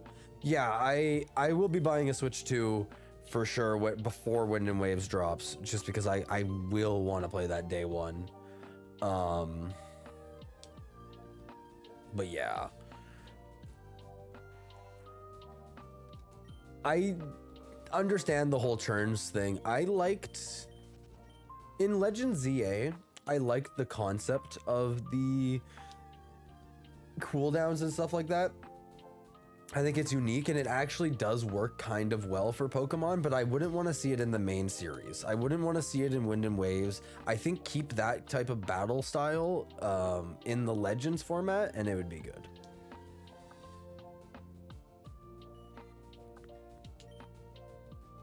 You played a bit of Pokemon Rangers a bit on the DS? Nice.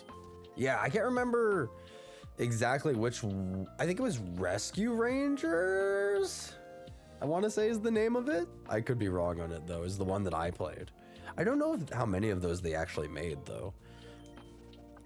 That was the game that you could get the Manaphy in. That was a big thing, being able to get Manaphy. Pokemon Rangers was one of your first Pokemon games. Its music and story was mint. Yeah, it was probably one of my first Pokemon games too. Like I remember when I got a DS Lite, I think I got Pokemon Pearl and then Rangers. Pokemon Mystery Dungeon and Pokemon Conquest. I've never played Conquest. I played some of Mystery Dungeon. Explorers of Time, Explorers of Darkness, I think, but I never fully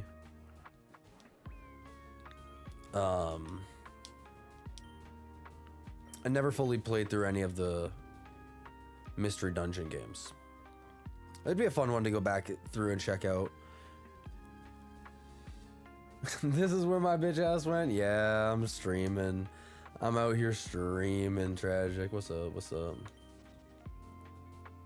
You're hoping Wind and Waves has a custom consoles like when they come out like Halo 3 Xbox or Gears of War Xbox? Yeah, I'm hoping that they do a cool Switch 2 console for Wind and Waves, but I wonder if they'll do something unique or if it's going to be something like, because the current Switch 2, the only colors are just the accents under the joysticks and the connector pieces. So if it's just like the black Joy-Cons with the connectors and joysticks recolored, I probably won't bother too much. But if it looks cool, I'll be interested.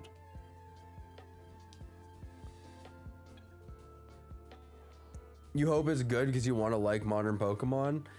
Yeah, I think there are aspects of modern Pokemon that are good, but there's a lot of aspects of modern Pokemon that are not great.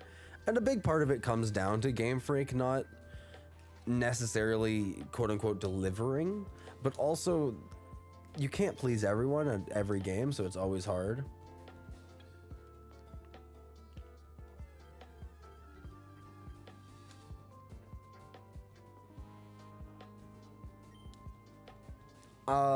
Like Scarlet and Violet, I think was a really cool concept and maybe a step in the right direction of a open world Pokemon game where you can just go wherever you want. There's no set order you have to do things in. And the multiplayer aspect. I've always talked about having multiplayer in Pokemon games and how neat of a concept it could be to just be able to run around the world together. And I loved that in Scarlet and Violet. Me and my girlfriend put in tons of hours together shiny hunting and just catching Pokemon, completing our Pokedexes and stuff like that. And that's some good memories there, just being able to play with your friends. Pokemon Conquest, I think you'd enjoy. Picture strategy game, but the map layout is like Dynasty Warriors, where you need to take the other bases for your army. Oh, okay. Yeah, I've never really looked too much into Conquest. I've heard of it, but I've never really looked too much into it. I might have to take a peek at it.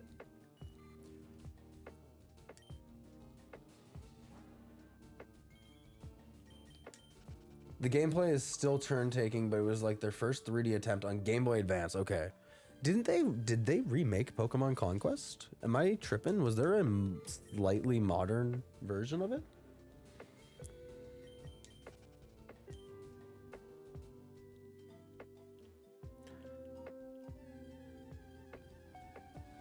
All right, 9th tab plus muted. Thanks, Tragic. I appreciate you, buddy. I'll play Deadlock tonight when I'm done.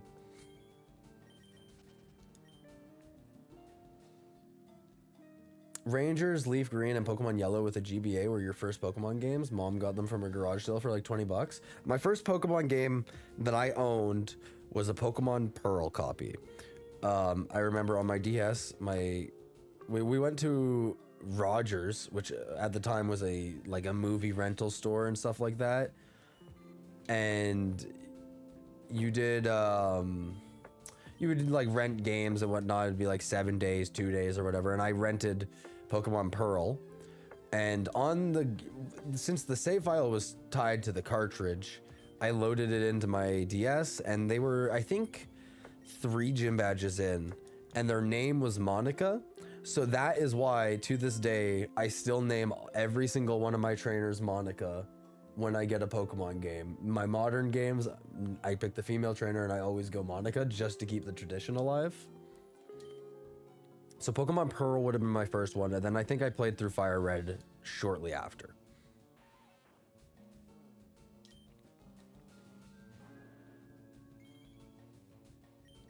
Pokemon Conquest got a ROM hack for it recently? Oh, okay. That's interesting. I think there were limitations on the Switch. We're having a world that can even compare to Skyrim is very taxing. So in the Switch 2, there's hope. Yeah, and I think that's the big thing, is the Switch was not powerful enough for their visions, but at the same time, they probably could have optimized it better in certain senses. But like, yeah, I think that now that we are out of the era of putting Pokemon games on Switch 1 and Switch 2, and we are in the new era of Switch 2 exclusives, I think they should hopefully be nicer looking, run better, and I think the open world aspect should work better with it.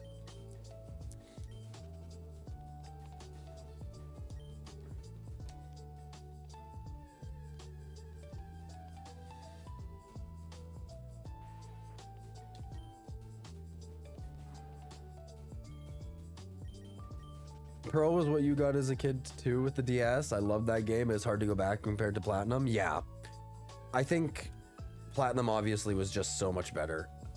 I am one of the rare people out there who didn't hate Brilliant Diamond and Shining Pearl. I thought the games were fine. I think that there was a world that we could have got a really cool remake of it in a style of Let's Go, but with normal battling and stuff like that. Ignore the Let's Go tag, but like visually looking like Let's Go, and I think that would have been super nice and super cool, and I would have really enjoyed that. But there's a part of the chibi aspects that I kind of liked. Like, the way I looked at it is, if I were to take Pokemon Pearl and Diamond and make them into 3D models, that's what Brilliant Diamond and Shining Pearl would look like. I think they should have done more to include the Platinum content. But I don't think the games were as bad as a lot of people made them out to be.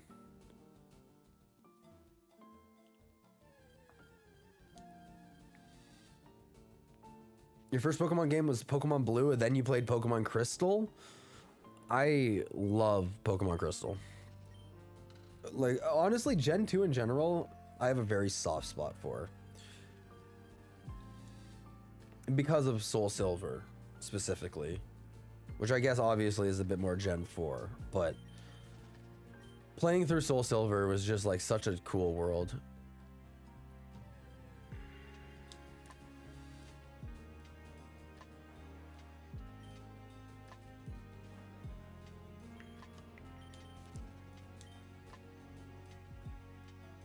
The Eevee is nice to have in Gale. Yeah, that's one of my favorite parts about Gale of Darkness. I always get them a little bit mixed up. Gale of Darkness, you get the Eevee, and then if I'm correct, Colosseum is the one where you have Umbreon and Espeon to start, I think. But I remember that game, being able to start with an Umbreon and an Espeon is super cool.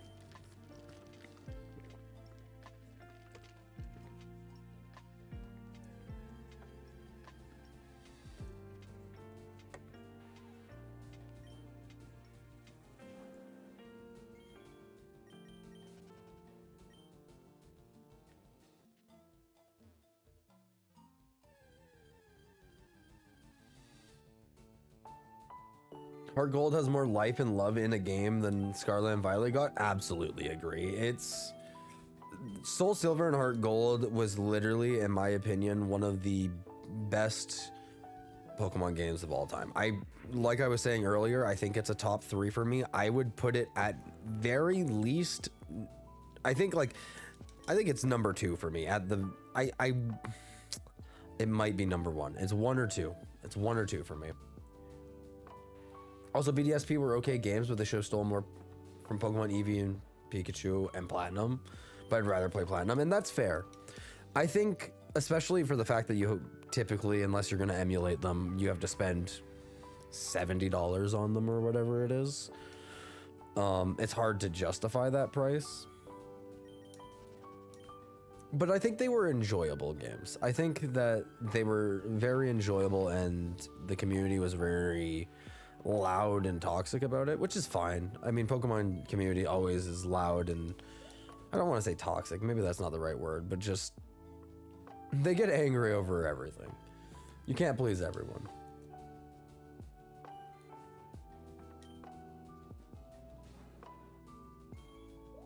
I don't know if I still say my favorite Pokemon game was Omega Ruby so far for the new gen games. The remake was near perfect. Or Heart Gold, Soul Silver. Love when they remake old games and add a bunch of extra stuff. See, and Dante, I'm with you 100%. I think Omega Ruby, Alpha Sapphire, and Heart Gold, Soul Silver, those are my 1 and 2. Like, that's what I was saying. Like, I don't know if I would put Heart Gold, Soul Silver as 1 or if I'd put them 2. But like the other one that's in there as the like alternate is Omega Ruby and Alpha Sapphire. Those games had a lot of love put into them. Getting Gen 3 remakes finally was such a good feeling as well.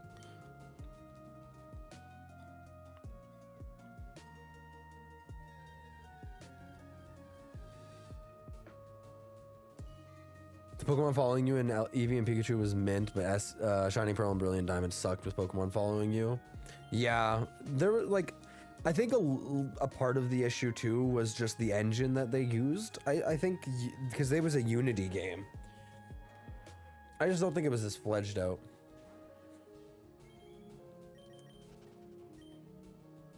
But yeah, I think for the most part it was fine. Like, don't get me wrong, there was a lot of glitches in the game that you could pull off, but there wasn't a whole lot that just happened naturally, at least for me.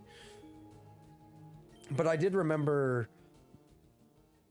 doing the glitch to try and shiny hunt Shaman early, and I never did get the shiny, and now my game's updated, so I can't do it anymore, which sucks. But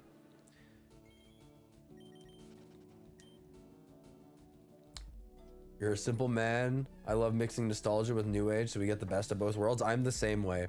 I love just modernizing nostalgia games, not too much, not going crazy overboard, but just like there's a certain level. I think it's cool, and I love that fans do it a lot too. Like there's I think it's called Gamma Emerald is a work in progress, and it's in like the kind of the style of Octopath Traveler and those like HD 2D games, and I think that's super cool, and it's kind of a bit of a modern game but also like nostalgia.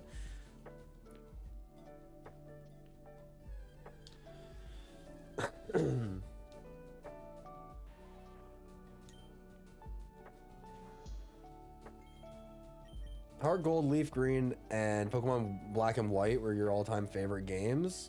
Yeah, I think Black and White are probably my number 3. I like Black and Gen 5 in general. I don't know if I would say Black and White or Black and White 2. I'd almost bunch them all together. Were some of my favorite Pokemon games. They're very good. Super good. I remember not liking them as a kid when they came out. I remember not being a huge fan of them. But I was at that age where I started to kind of fall out of Pokemon just a tiny touch. But then X and Y came out and I was right back into it. Yeah, the Pokemon community is a rough group to make happy. No matter what you do, they're always going to have something negative to say.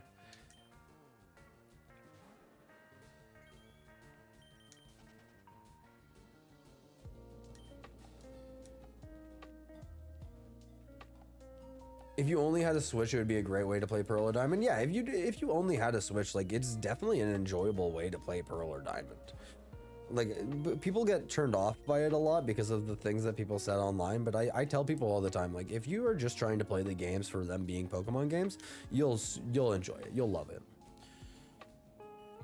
I'm also hoping we get Black and White remakes or a third game. Just Black and White is I need a good remake, but I think Nintendo / Game Freak is a little scared because of what happened with Brilliant Diamond Shining Pearl. I think they're a little worried to piss people off like that again. So I think they want to make sure it's perfect.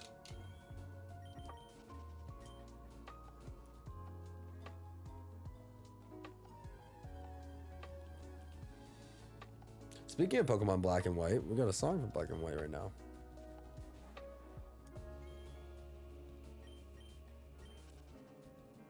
This is the ending theme.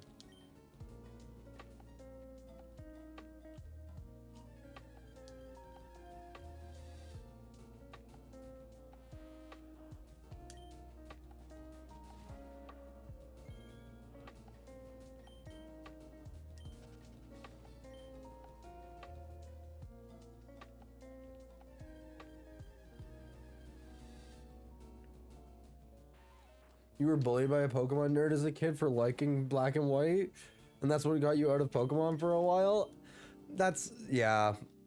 And that's the other thing too, is when you tell people that you like this so-and-so games, they're like, oh, you like that? I like Kanto. It's like, two things can be true at once. We can like multiple games.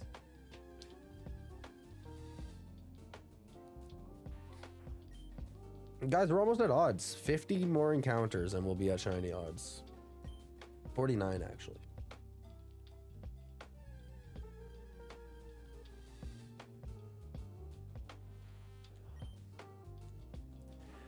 I think that, yeah, if you were to take that big jump from playing the DS games and then hopping straight into the Switch games, it would not be the same. It would be a big transition for someone to go from those. I think if you're ever looking to try a slightly more modern Pokemon game, I don't know if you ever played Omega Ruby and Alpha Sapphire, but those are, like, in my opinion, the best 3D Pokemon games probably.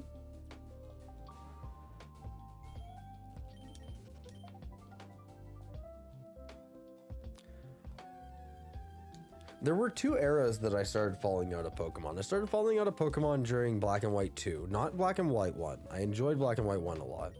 Black and White 2, I started to fall out of Pokemon, and Sun and Moon, I started to fall out of Pokemon. But besides that, I've always been hyped every time there's a new game come out.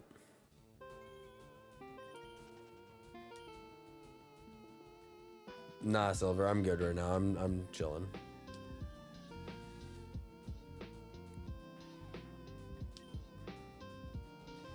I haven't really been playing CS a lot lately.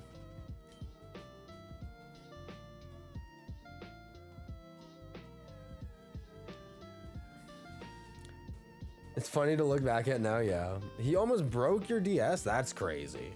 Oh my god. That's a little excessive. You do have all the 3DS games? Okay. Yeah, I think Omega Ruby and Alpha Sapphire are really the best 3D modern. It's hard to say they're modern because they came out in like 2013, something like that. So it's kind of hard to say that they're modern.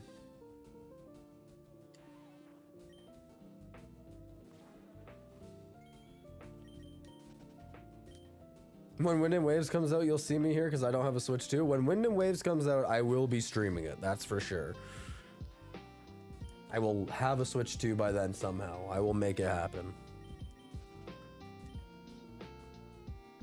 If I gotta sell feet pictures online, I'll have to do it, but I'll get it.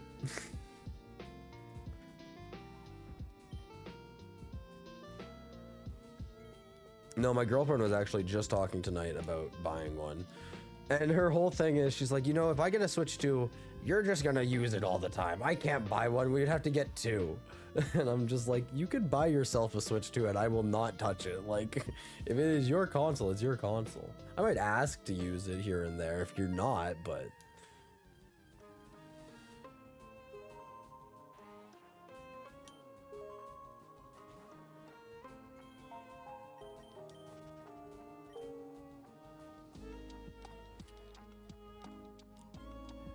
X and Y did the 3D the best in your opinion? That's an interesting concept. I think X and Y did do 3D really well. I think Omega Ruby Alpha Sapphire improved on it, if anything, personally. I think the models are more refined in Omega Ruby and Alpha Sapphire, and I think with X and Y, you were still kind of locked to a grid-based movement unless you were using the roller skates, and I didn't super love that. So Omega Ruby and Alpha Sapphire making it full free movement was a nice change.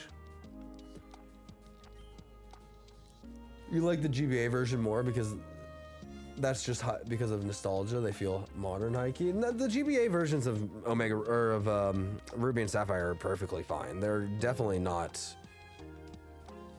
bad or outdated, really.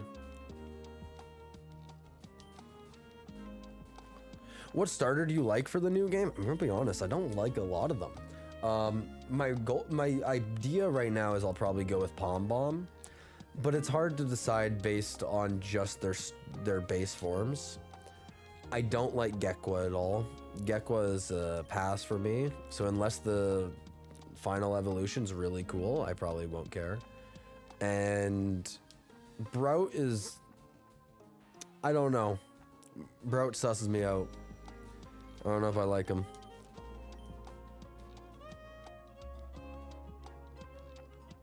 They feel better than Scarlet and Violet. That's fair. Scarlet and Violet are rough. I remember when Scarlet and Violet came out, I had rose tinted glasses to an extent. I'm like, this isn't that bad. And to be fair, they weren't that bad, but they had issues. The performance issues were there. I know on Switch 2, the performance is significantly better, which helps a lot. But like graphically still, they weren't as good as they definitely could have been. But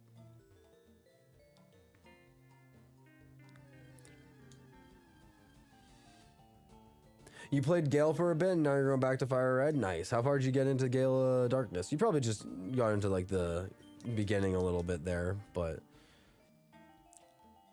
how'd you enjoy it?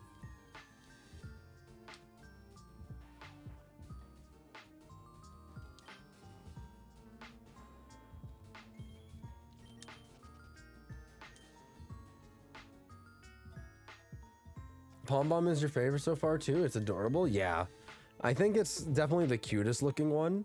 I will say I'll be a little upset if it somehow stands up onto 2 feet because we don't need another fire starter that is on 2 feet. Give us a quadruped fire starter. It's not that hard.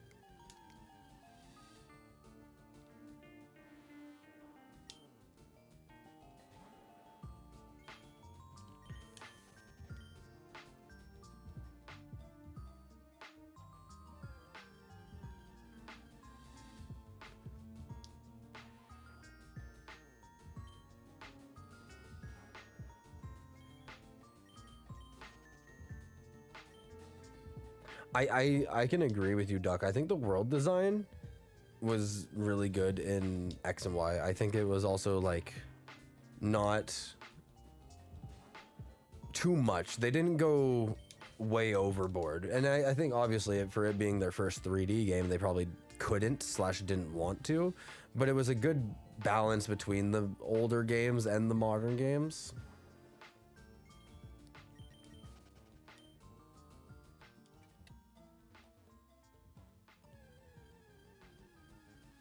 The starters for Wind and Waves are okay. I like water dark type, so I'm hoping the purple gecko ends up being that. Yeah, I'm kind of thinking that it might be a water poison type. That was the vibe I was kind of getting, and I think that would be a unique starter typing.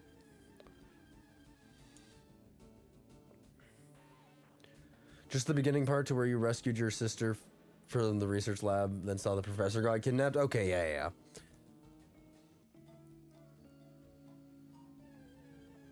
It's fun when you start getting to go to some of the other areas as well, because you kind of start off in just in that lab area for a little while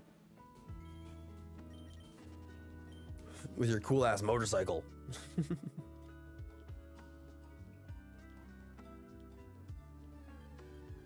Technically, Pokemon Colosseum in XD was the first successful attempt at a 3D Pokemon game, and to be fair, for how old it is, the graphics hold up extremely well to today's standards. I agree. I think XD, Gale of Darkness, and Colosseum were very, very good Pokemon games that were kind of like slept on just because it was different at the time. But I think they're really good games.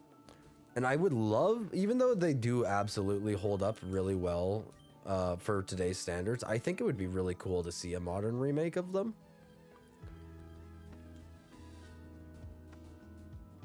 Back-to-back Pikachus? And neither of them are shiny? How dare.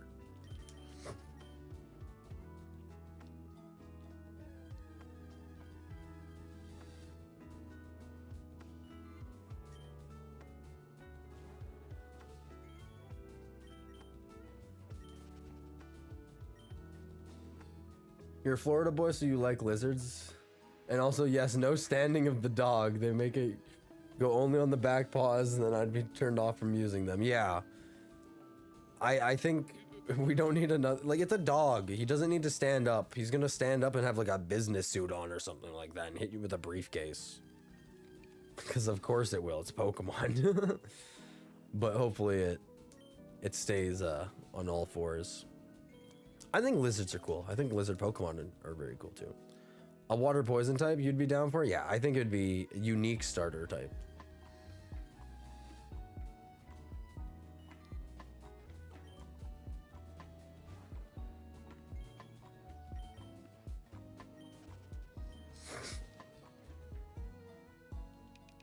Yeah, you guys agree with the comments on Colosseum? Yeah, it was very, very impressive, especially for the GameCube time, I feel like. Plus, it was a gritty for some of the story, like involving more dark aspects of Pokemon, like professors getting kidnapped, shadow Pokemon, and your main guy blows up Team Snagum's base. Yeah, no, for sure. It was definitely like it was like a Pokemon game for like teenagers, you know? It was like trying to, you know, hey, these kids who played Pokemon growing up, they're growing up as well. Let's try and put something out that ages with them a little bit.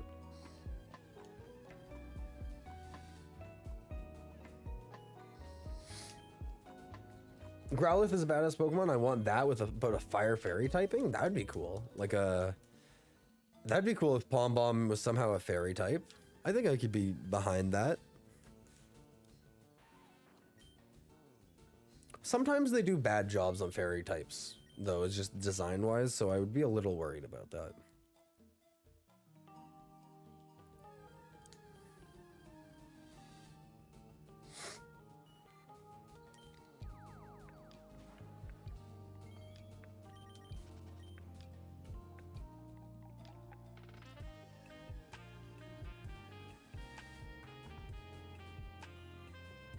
Spin facts, it felt so different in all the best ways. Yeah, it felt different, it was new, and it just like it was a bit more grown up.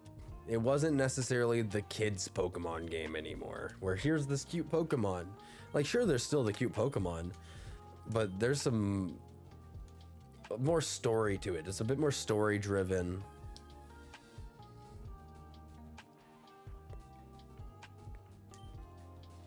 You'll BRB? All right, Dante.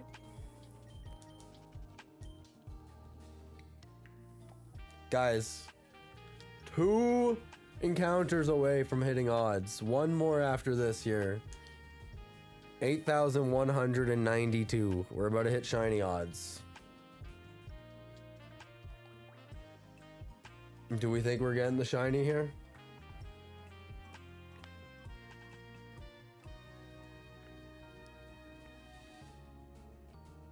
We did not get the shiny on 8,192. We're over odds, guys. We are now officially over odds on this shiny, which I was expecting.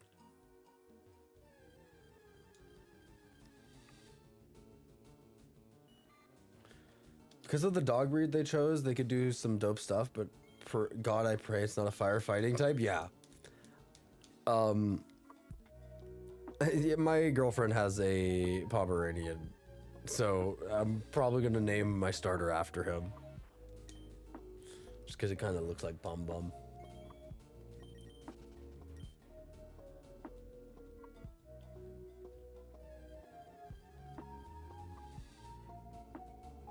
He's not full Pomeranian though, he's only like partial. I'm pretty sure.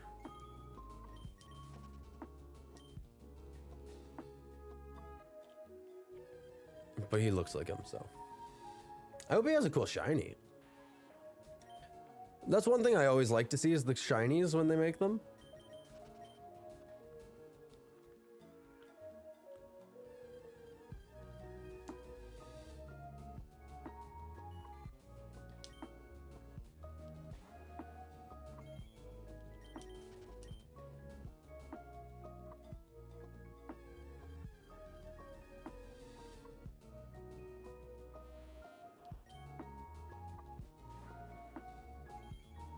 Man, all this talk about XD and Colosseum is making me really want to play through it again.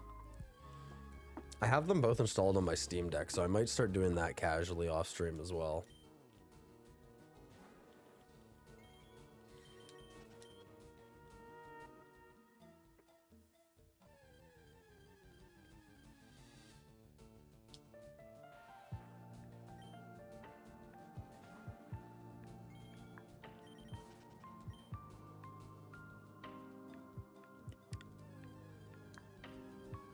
I think, because typically with the starters, when they do the alternate typing, they try to do them in a type triangle. So like your type triangle is like water beats fire, fire beats grass, grass beats water. I think, if I remember correctly, you could do a triangle with poison, fairy, steel, but there's one of them that slightly is better. I can't fully remember what it is, but I think doing a poison for Gekwa, maybe a fairy type for Pom Bomb, and then a steel type for Brout, maybe? A steel grass? He'll be a steel flying though, probably.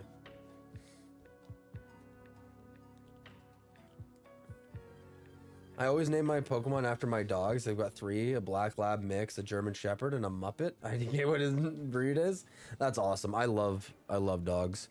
I unfortunately only have my one dog now, but she's a golden retriever. She's like 10 now. She's a fat dog, and I love her. Mando, Yoda, and Django. I love that. I love that. The Star Wars names, we love that. I'm a big Star Wars fan. You probably can't really see behind me because my lights aren't great, but there is this whole shelf. Ignore this. This is a disaster. I have to organize all that, so we just pretend that doesn't exist. But this is all, for the most part, Star Wars Lego. I'm a big Star Wars fan. Also a big Lego collector, so that's one of my passions.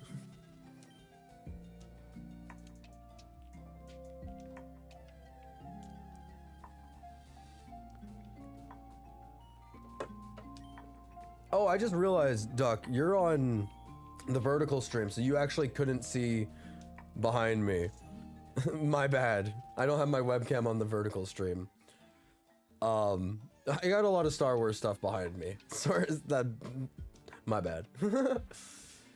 I was thinking of adding my webcam to the vertical stream, but it's kind of hard. I like the layout I have right now. I wouldn't want to make it any smaller anywhere. so I'm not sure. But that being said, Duck, if you wanted to, on YouTube I am streaming an alternate layout, which is just like a full screen layout, as well on Twitch. So, but if you want to stay on shorts, that's cool too. There's no pressure to switch to anything. I just appreciate you being here in general.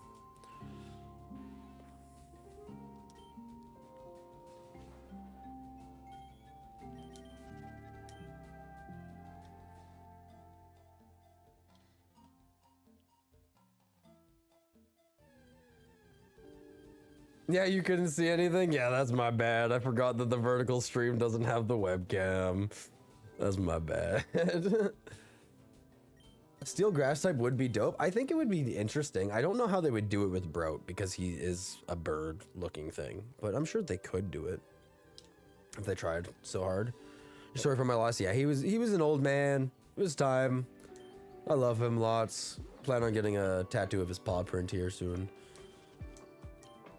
His name was Dexter. He was a husky. Your brother has a TIE fighter on his chest, and you have an X-Wing? That's sick. That is super sick. I want to... I want to get a Star Wars tattoo of some sorts. I only have a Zelda tattoo and a tattoo for a music artist. Personally, you like your layout like this and didn't even know you could switch? No, it's perfectly fine, dude. Like, I try to make sure my layout looks nice on all formats. So. You're switching over to this chat? I didn't know there was a difference between the streams. They're the same stream, just one's in the vertical format for YouTube shorts and whatnot. And then the other one's in just a standard format. Yeah, this is where Dante and Marshall have been chatting a little bit.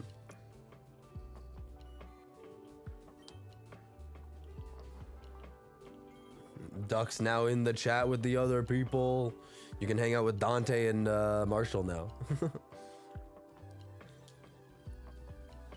Have you seen the new Mega Absol? That thing is awesome, and plus Dark Ghost typing is goated Pokemon type combination. Absolutely. I love Absol and I love Mega Absol, but Mega Absol Z blows both of them out of the water. The design is so good.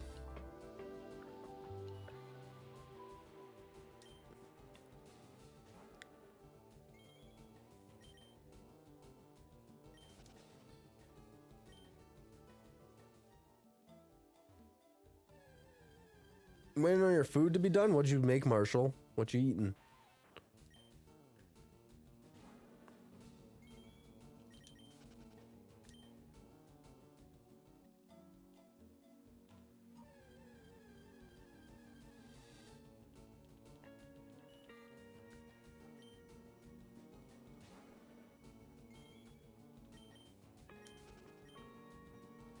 Honestly, Duck, it doesn't make a huge difference for me. It is all...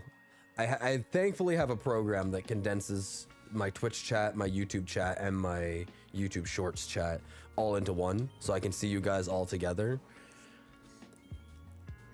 But whatever stream you like watching more, whatever format's best for you. I like to give the option.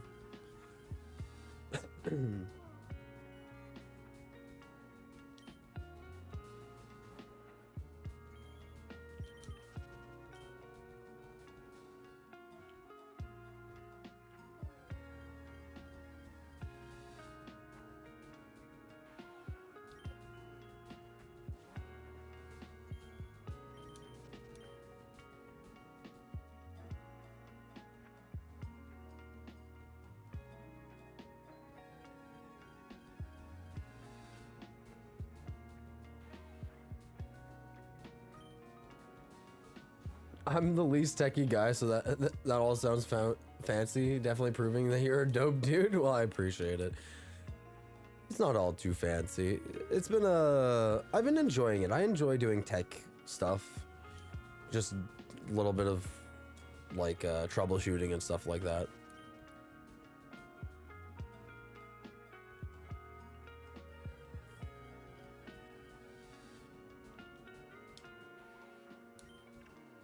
I have a lot of experience in graphic design and whatnot, so that's why I try to make my layouts look all nice and all that. I put a lot of effort into my stuff, more than I need to. But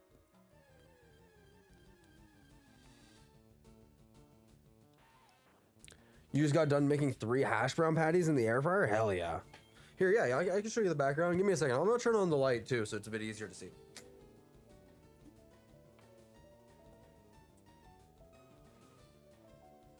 I'll try and move the webcam a tiny touch. Can't really move it too much, but yeah, there's a whole bunch of Star Wars Lego. I got TIE Fighters on the left side here, Jedi Starfighters on the right, ATT and Gunship on the top there. I got a drop ship.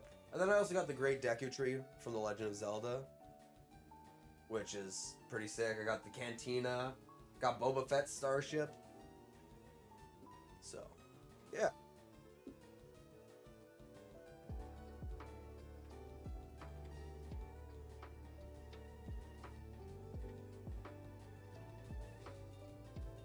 Bitchin', thank you, I appreciate it. It's been a long time collection. I've been collecting for a long time, so I'm big into the clone troopers. Prequels era was big for me. So I have like a whole clone army technically. Let's see if I can pick this up without ruining everything. But like, this is literally a whole bunch of different legions of clone troopers.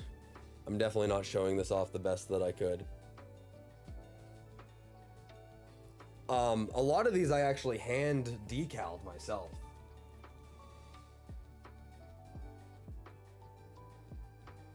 So, I got lots of cool things.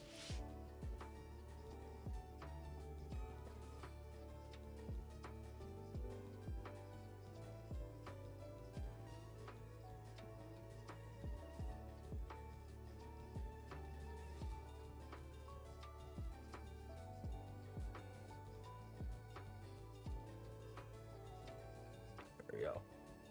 Thank you for taking a second to show me. Of course, dude.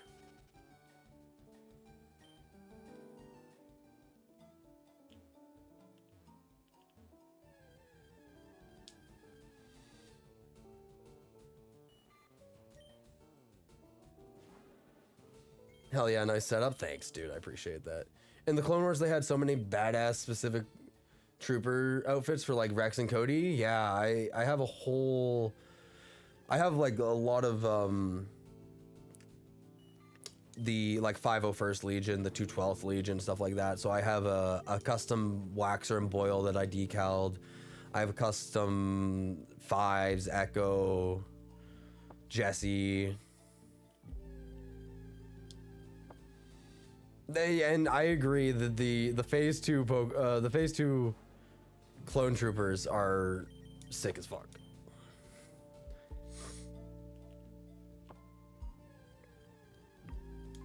As a child, I always wanted a clone army in Lego. So now that I'm an adult and have a little bit more of a income to spend, I have a little army, which was something I always wanted as a kid, so it's nice.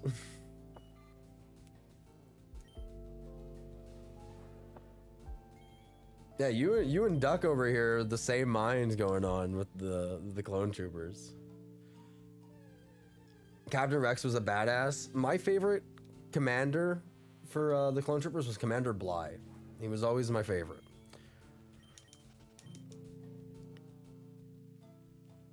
And 327th Star Corps, always thought was cool.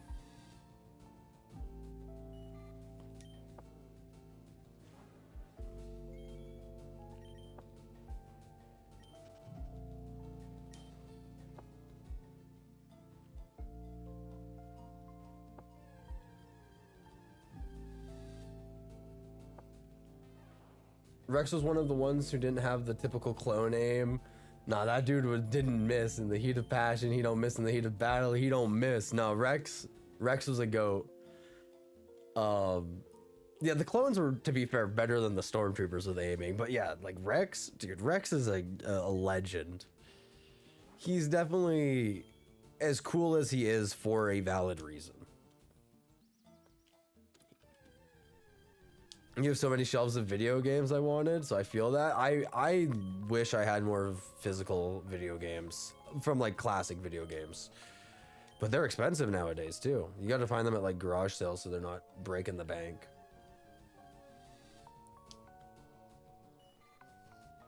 He was the goat, yeah. Bly, yeah, just BLY for Bly, but yeah. He was a goat as well. There was something about the yellow as well that I really enjoyed with it.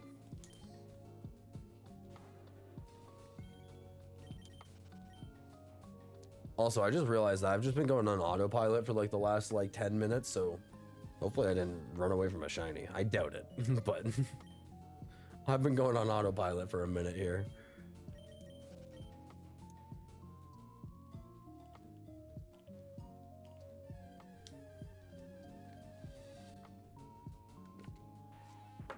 Plo Koon's sick. I have Plo Koon Starfighter up on the shelf over there. I like Plo Koon a lot.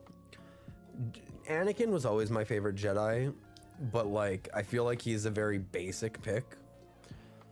Who would I choose as my favorite Jedi besides Anakin?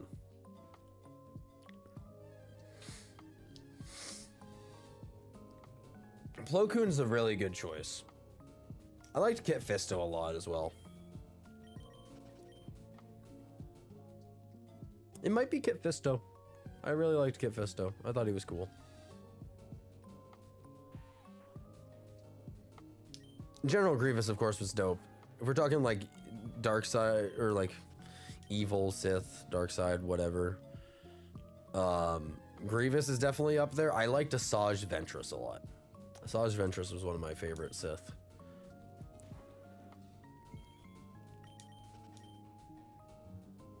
I thought her 2 red lightsabers was pretty sick.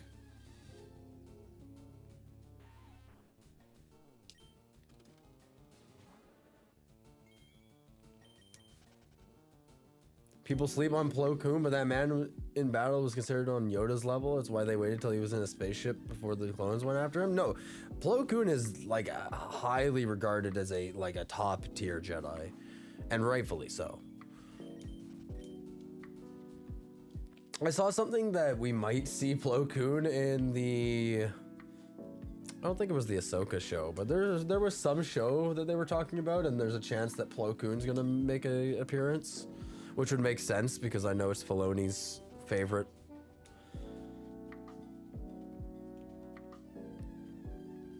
Oh yeah, Kit Fisto was pretty awesome. There was something about him that I really liked as a kid. Just cool design. Just thought it was different, unique.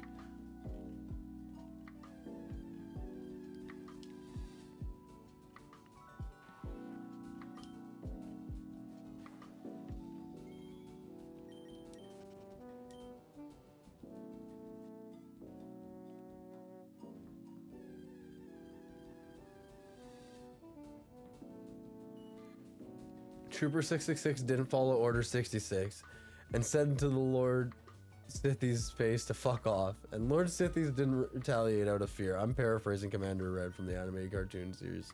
Was a goat. The animated cartoon series was absolutely sick. I believe the Red Commander, I'm pretty sure that's Fordo is his technical name. Sir, get out of here with your scam.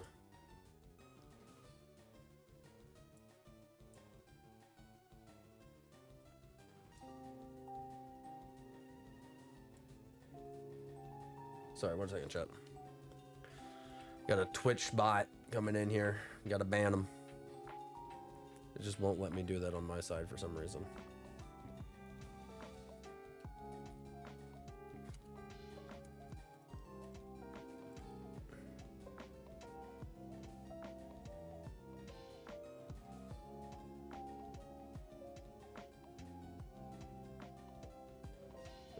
He's gone. He's gone out of there.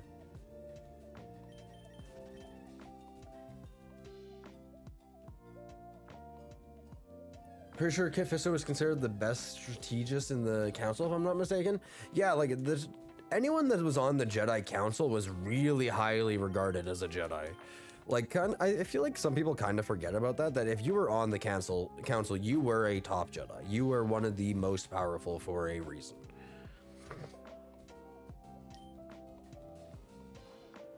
I wish he had a better death. I wish that he didn't die to Palpatine in such a lame way, but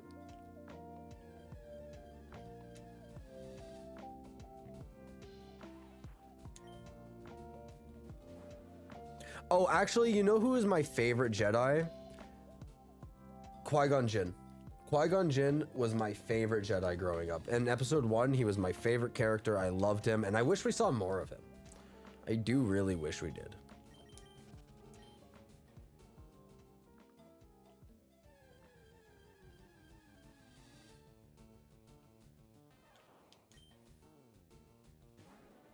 Jango Fett is the best Mandalorian. He killed like 6 Jedi with his bare hands. I agree. Jango Fett is sick. I think he's just a simple man trying to make his way through the universe. But no, I loved Jango. I think he's cooler than Boba Fett to an extent.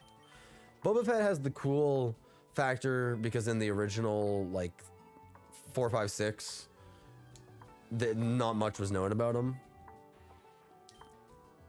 But I think Jango is a little bit cooler. I think the dual blasters is pretty sick. At least he's your favorite Mandalorian? Yeah, I would honestly say he's probably my favorite Mandalorian.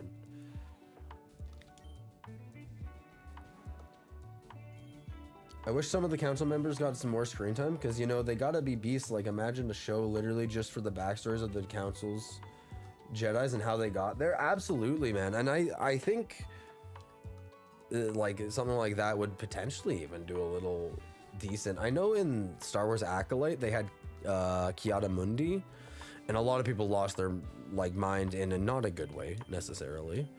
They hated that actually. I never watched Acolyte. That's the show that I didn't actually ever put any time into, but I might go back and watch at some point. I think it'd be really cool to see a lot of those Jedi Council members on like live action again.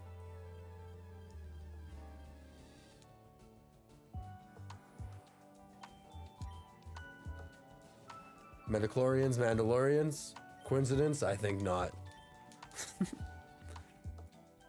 I feel like Qui-Gon gets a little bit of hate for the midichlorian things, even though it's not like he made that up. But he's the one who first says it, so I feel like he gets a little bit of extra hate for the midichlorians.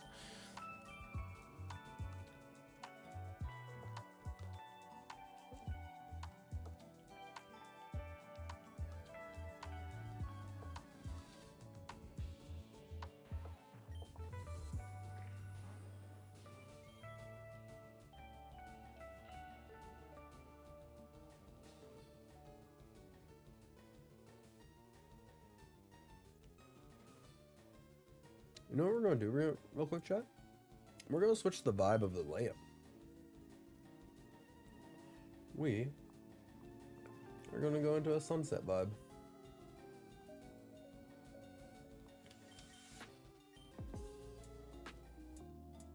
It's evening. Let's relax a little bit.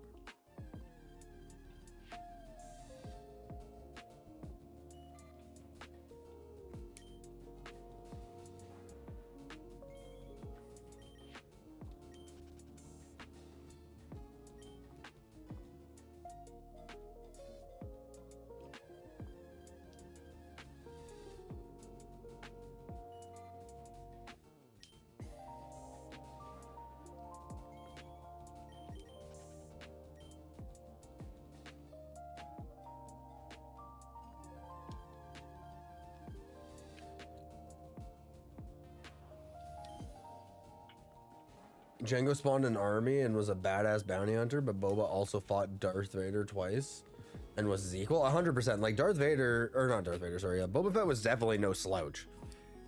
But like they used Jango Fett to be the base of the clones for a reason. He was one of the best Mandalorians in the galaxy, one of the best bounty hunters in the galaxy.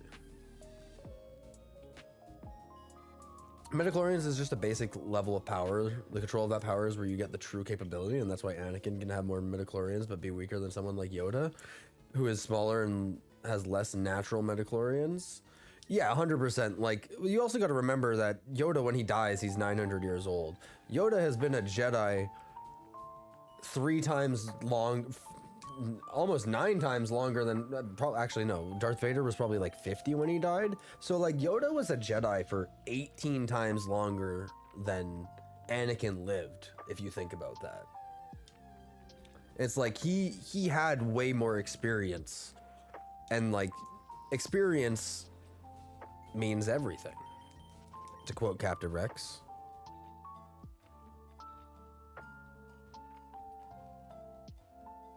Yoda is always a true legend.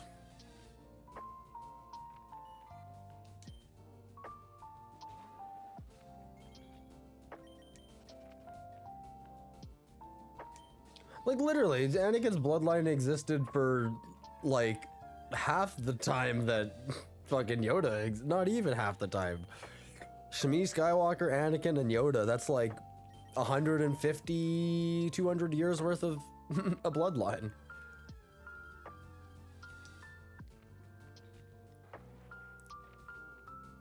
A Jedi, not medical. I don't know why it's spell checked into that. You're all good, dude. Spell check is wild. I was talking in a Twitch chat earlier, and I typed in Milotic, and it auto-corrected to Molotov. And I'm like, nope, that's not what I mean. That is not at all.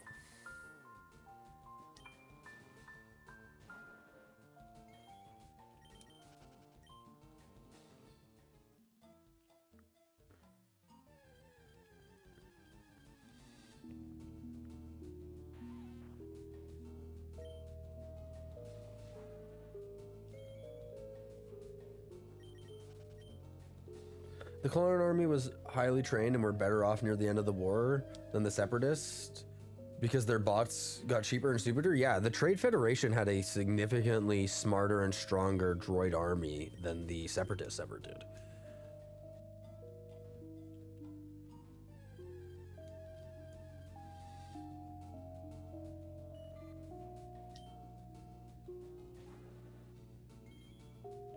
Spell check has been stupid as fuck, so I hear that. Yeah, it's definitely... Spell check is weird sometimes. You're gonna catch a shiny Molotov? That's literally like what we were talking about in the chat. We were talking about Masuda's or something like that, and I was like, yeah, I got a shiny Melodic, and it said I got a shiny Molotov, and I'm like, that's not what I mean.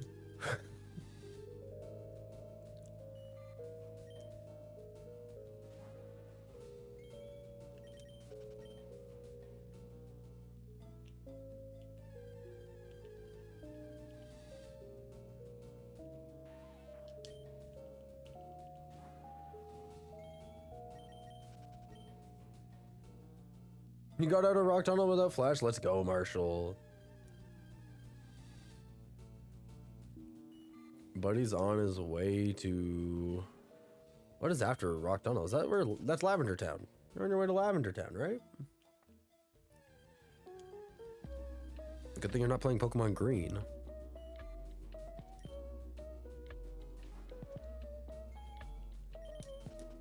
Yeah, I just want to say that I love that you guys are having your own chats and chat. Like, that is what I'd like to see.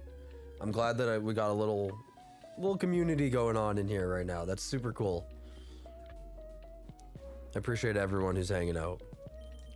Even if you're just hanging out in the chat right now, just lurking or whatever, if you're doing shiny hunting in the background or whatever and you're lurking, I appreciate you.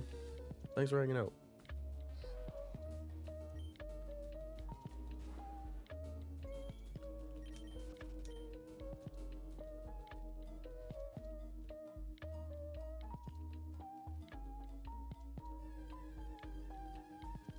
You've been grinding your Spearow? Let's go.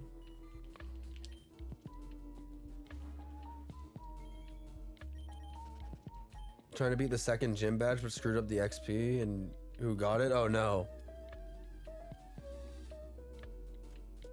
I'm a little worried for when I do Misty in this, I'm not gonna lie. Just because If I get the shiny Pikachu, not worried at all. We'll be perfectly fine. But it will be a little bit difficult with a Butterfree or a Beedrill to beat Misty. And I might have to do a third shiny hunt before I do the second gym badge if that's the case.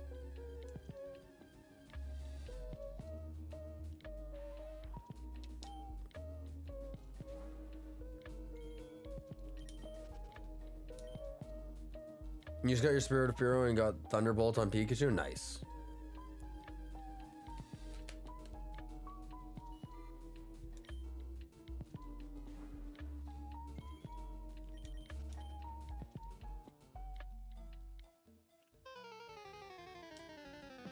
I'm not gonna lie, that battle music kind of scared me for a second there. I was like, what's happening? I'm like, we're having a battle? Caught me off guard.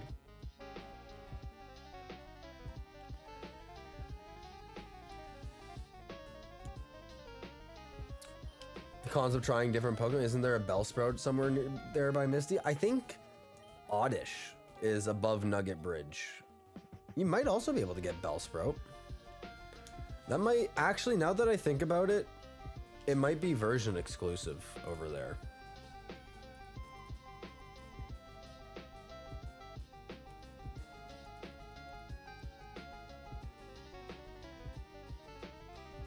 Bellsprout is an exclusive to Leaf Green.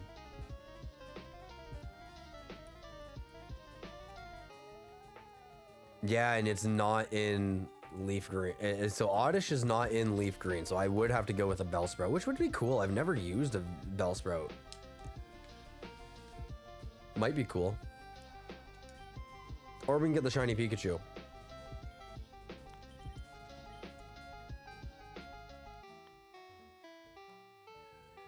The battle music is dope. It is. I just caught me off guard. I wasn't ready for a battle. I got a little scared.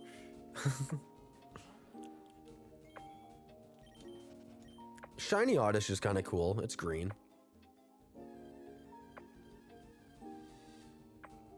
Shiny Bellsprout's gold, I believe.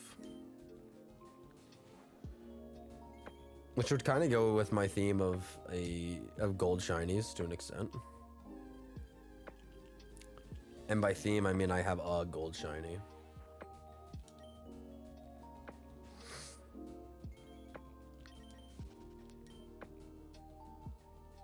You're surprised you remembered? There's always those weird things that I can remember. Be like, oh yeah, you can catch so-and-so on this route, but it's like a 5% encounter, but only in this game or something like that. There's like weird knowledge things that I always like will keep stuck in my head. The music timing was perfect, yeah. It caught me off guard. I was like, wait. I was like, why does this battle music sound so weird? I was like, why is there boss music playing? I'm not ready for a boss fight.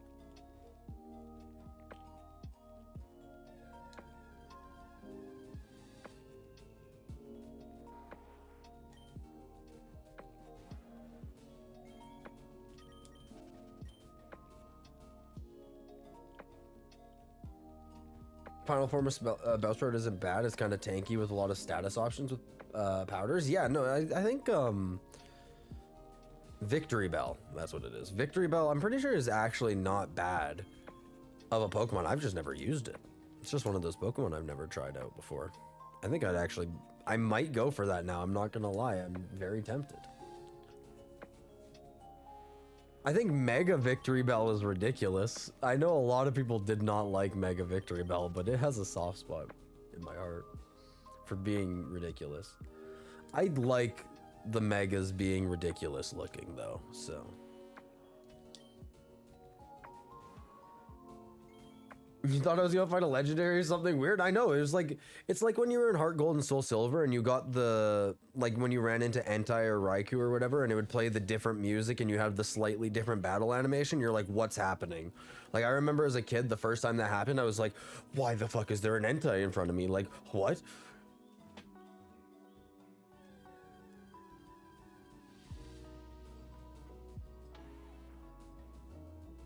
You use Victory Bell in blue, it was tanky? Nice. Yeah, I feel like he is a pretty tanky mon. I could see that.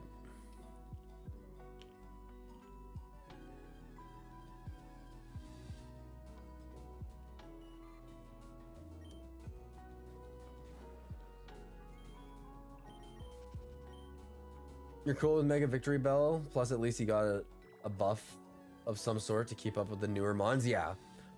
I think the designs are weird, but I like them. I think they're different and they're silly and goofy.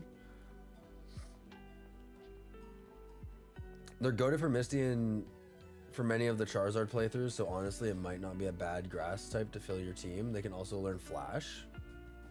Yeah. Like that's what I've kind of been thinking about as well when I have been shiny hunting here. I'm like, okay, what Pokemon do I want to get? Because I need to be able to get a semi-decent team. Right now I'm under the assumption that I'm going to get a Caterpie or a Weedle or Kakuna or Metapod. But I mean, obviously there's a chance that I get Pikachu, and then if I get Pikachu, the water type's not, or like having a grass type's not as big of a deal.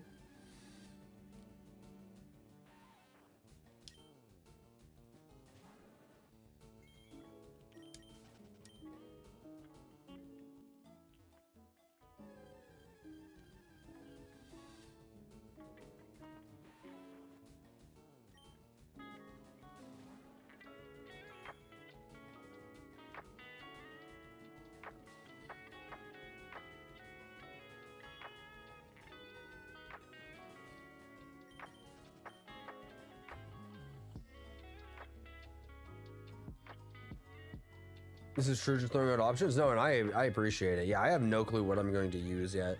I've thought about potentially soft resetting the Magikarp just outside of Mount Moon to get a water type, but also kind of want to get a Staryu. Shiny Starmie, well, Shiny Staryu. Shiny Starmie is not that cool, but Shiny Staryu is super cool.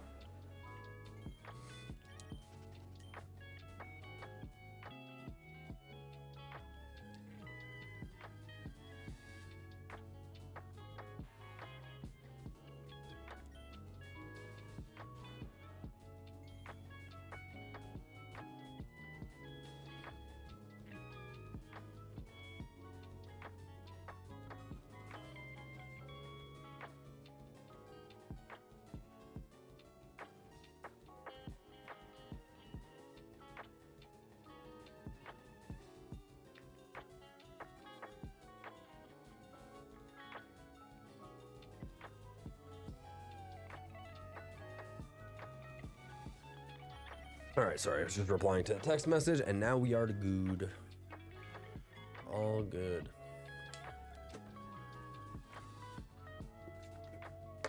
What time is it for some of y'all in chat? It's 10:40 p.m. for me, Mountain Time over here.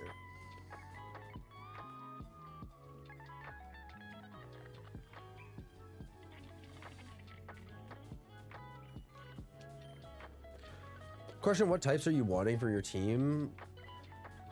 Fighting, electric, grass, maybe, and fire. Maybe static Magikarp shiny. Yeah, I'm thinking of doing the one that you can buy just outside of Mount Moon, potentially. I don't know exactly what types I want to use. Like, I need to get a water type at some point. I think Lapras would be a really cool water type to get. So I'm torn between Lapras, Staryu, and Magikarp.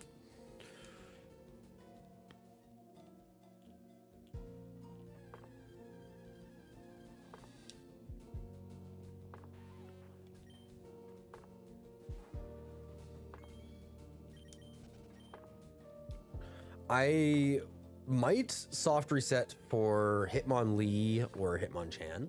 I think that could be a fun one to go for as well. That would be a fighting type. But I'm not like super set on any Pokemon. It's just kind of what I get when I hunt. But I'm trying to avoid having duplicates types. So like I don't want to have like 3 poison types or 3 bug Pokemon or anything like that. It's 12:41 over there. Nice, nice. It's pretty late for you then.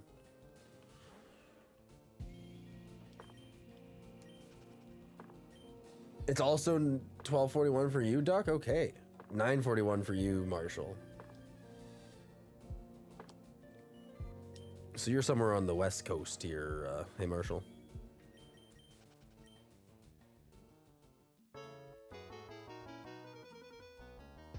You're gonna call it soon at 1 a.m. You call it a night. Hitmonlee is one of your favorite fighters. That's all good, man. I appreciate you for sticking out as long as you have. You're like, I really appreciate you hanging out. It's been nice to have a conversation in here, and we've had a good conversation going on between the few of us here, so it's been fun.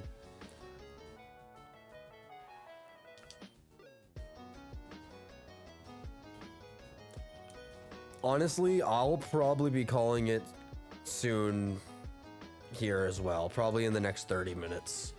I gotta work in the morning. I can't stay up too late. But that being said, tomorrow I will be live again. I will be streaming tomorrow, so. Also, Hitmonlee is a great fighter. I think Hitmonlee and Hitmonchan are really cool Pokemon. I think they're really good.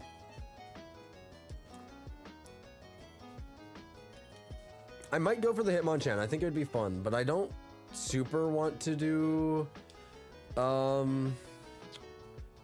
lot of soft resets for this, but we'll see what happens. You hate having duplicate types, takes away options? Yeah, I don't mind if I have like a Pokemon that is a dual type that shares a type with another one on my team, but I try to avoid having like primarily like the same primary types on my team. When do you stream? I don't have a super consistent schedule at the moment, but I'm trying to stream at least 5 days a week. It really depends because my work schedule isn't consistent either. Some days I'm closing, some days I'm opening, so I kind of stream whenever I can. But I'm trying to stream as frequently as possible right now, so.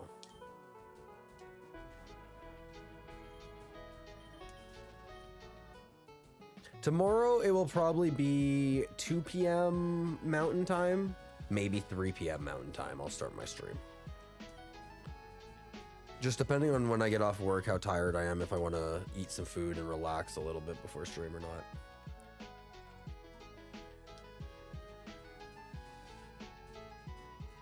Also, sometimes I'll do double streams where I'll do a couple hours in the morning or like in the afternoon and then a couple hours in the evening.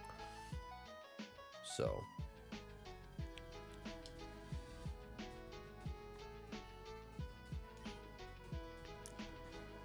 You're a Hitmonlee fan, but Hitmonchan has better type coverage.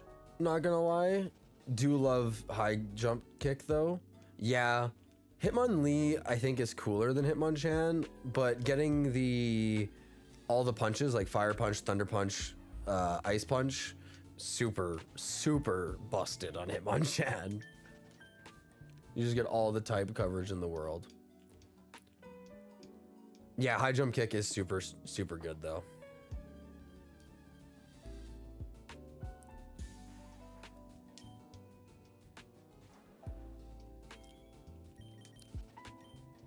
Also, oh, nope, that way. Over there are my social medias on screen. Plus below, I guess if you're on Twitch, they're below the stream. On YouTube, I think it just links my Twitch at the moment. I gotta fix that. But if you follow me on other social medias, I do try to post when I go live.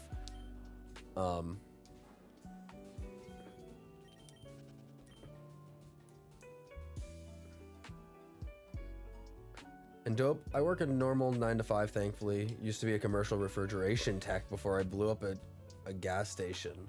So normally you stay up till 1 a.m. You blew up at a gas station? Hello? Sorry. You might have to elaborate on that. Like, I hope you're okay. I hope everything's good with you. You blew up and you're a refrigeration technician? There's gotta be a good story behind that, right? Glad you're still here with us.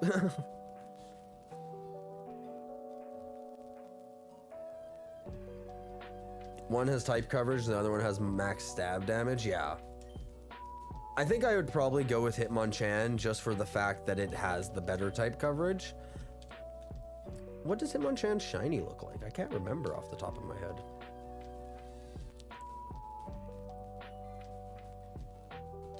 Oh, it's got the blue boxing gloves, and it's like a slightly green color. I don't know, I think I like both shinies, actually. Both shinies are fine.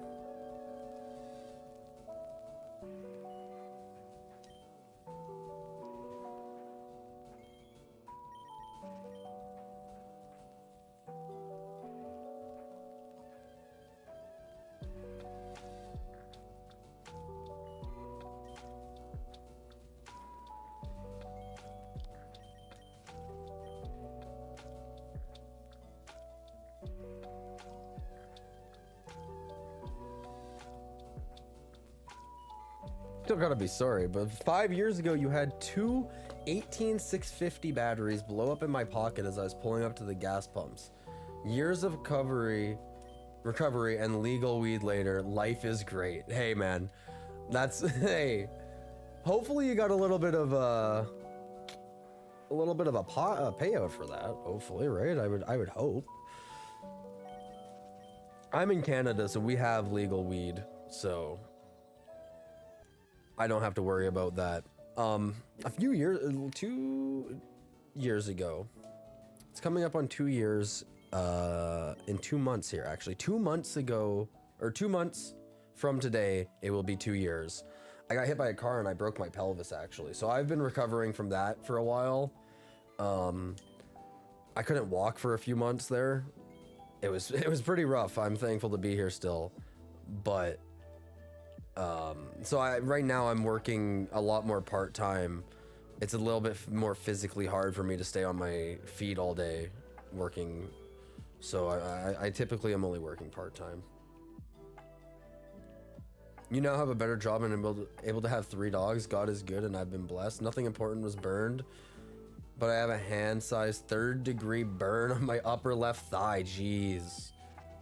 Yeah.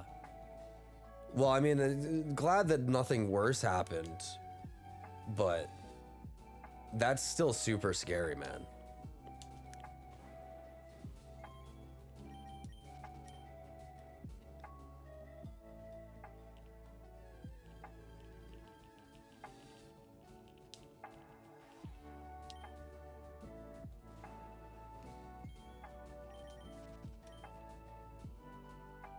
I'm in Washington and weed's legal, which is great. Yeah, I know. I think I heard something that not necessarily is being legalized across America, but is being decriminalized a lot more. So it's going to be not easier in those states that are still not legalized, but less of a concern for people who partake. You're not far from where you're at, and yeah, it's legal here. Yeah, I'm out in Alberta, but all across Canada we have legal weed, which is super nice. One of the best parts about Canada.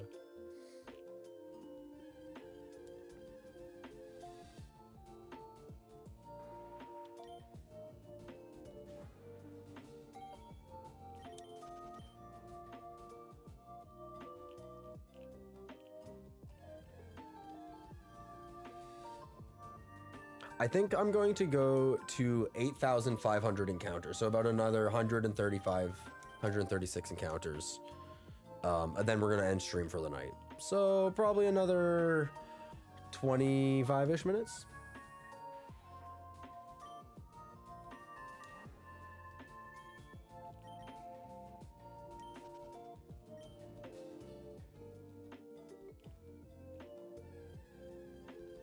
Thank you, it was rough, but the PTSD was worse. I got a big tattoo on my wrist of a stick figure on fire saying, I tried it at a gas station. So I've made fun out of it. I'm not gonna lie. I'm super tempted to get a tattoo of a stick figure getting hit by a car. I've talked about that with some of my family.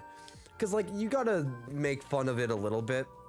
The PTSD, absolutely, I can imagine that being worse. I know I still deal with a little bit of trauma with that, like definitely higher anxiety spikes and stuff like that, so that's something that has been dealing with since, but I'm just thankful to still be here. Could have ended a lot worse that day.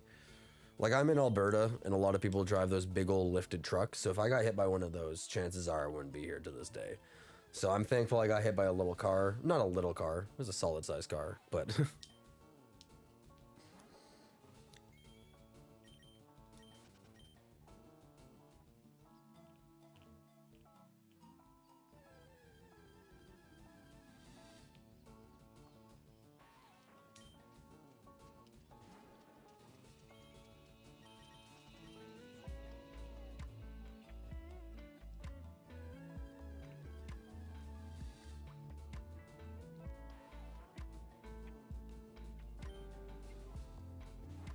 you gotta laugh at yourself, life's too short. 100% agree. 100% agree.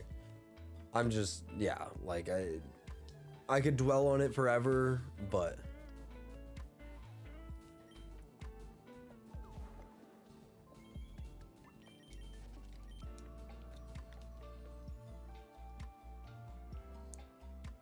sorry I went through getting hit by a car, but you're happy I'm okay, all things considered. I appreciate that, man. Yeah, it like definitely was shitty, but again, like it could have been worse, so I'm just thankful that it wasn't.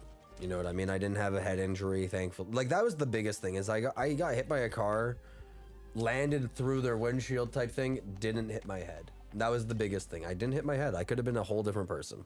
You know what I mean? Could have been a whole different rest of my life. So you got polka trash behind it, so it looks cool. What's polka trash? I'm sorry, you might have to explain that.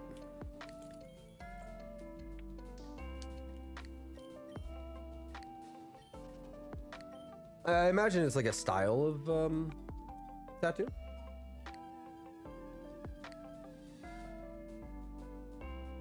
Okay, it is a style of tattoo. Plus, it lets you set the tone, and that way you say the story. That's cool. Yeah.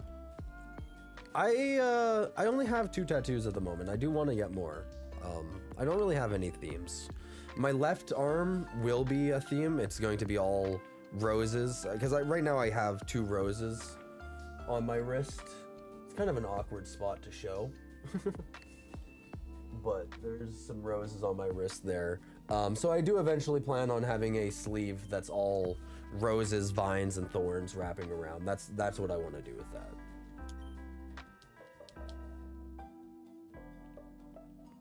And then this arm, I just have the Hylian crest. Those are my only tattoos at the moment.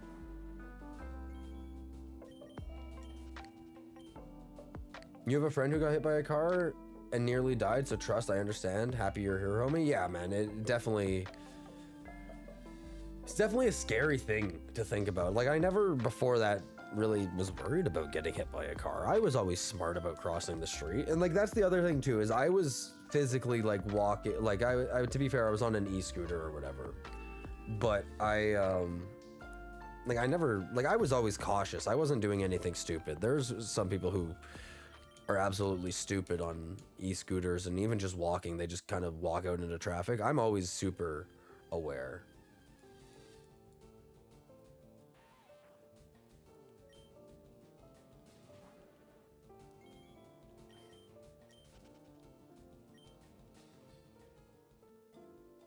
It helps fill in blank space with splashes. You should Google it because it really does look dope. Makes a smaller tattoo look bigger than it really is because of the negative space it takes away. Okay, so yeah, I get what you mean. I'm gonna Google it real quick. I wanna take a look at it. Okay, I see what you mean. Yes. There was a tattoo I actually kind of wanted that was kind of in this style. I do love the black, white, and red. I think the red accent is super cool. There was a tattoo I actually kind of wanted in this style, so that's cool. I wanted to get a getting a Princess Mononoke or a Nausicaa of the Valley of the Wind tattoo, and having a similar, like the splashing going on in the background a little bit. That's super cool. No, he's still alive, Duck. He's nearly died, and we're thankful he didn't.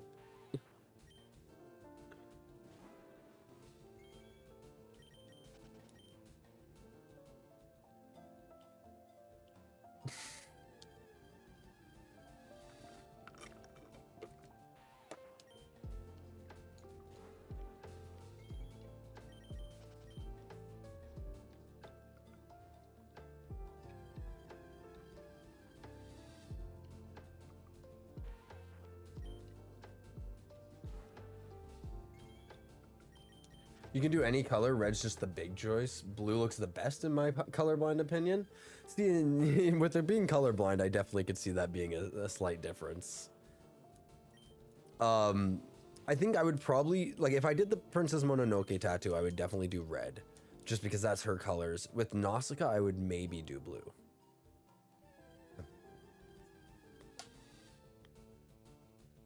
I didn't see any blue ones when I was quickly scrolling there, but I'm sure the popular, since you said like is the big choice. I'm sure majority of them are going to be red.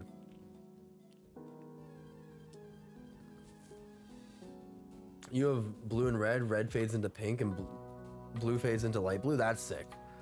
I have thought about with my rose tattoo, when I have the vines and thorns and all that, like I want to keep it all black and white for the most part, but I'm thinking I put maybe a couple like red in the roses themselves to kind of help them stand out, but I'm not sure. I like the black and white and red designs for tattoos a lot. He hit his face on the car when he got hit, so his jaw broke pretty bad. And the hit was so forceful, the teeth that broke off shot through his upper lip. Oh my God, that's horrible.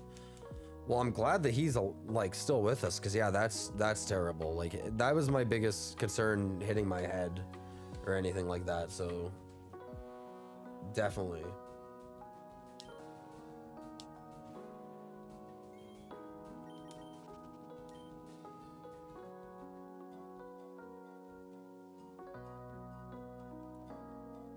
Oops. Whoops, I'm breaking things.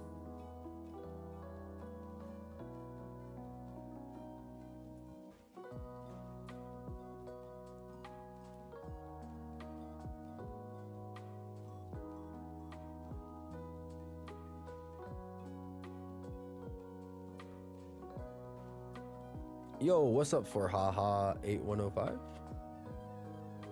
And what's up, Base Rocky? What version do I play? I'm playing Leaf Green right now. Thanks for popping in, guys.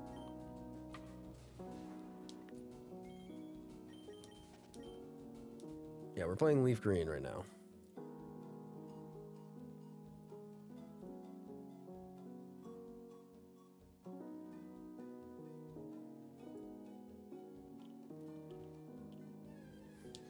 Yeah, I'm also glad they're all okay, all things considered. Like, that's super scary.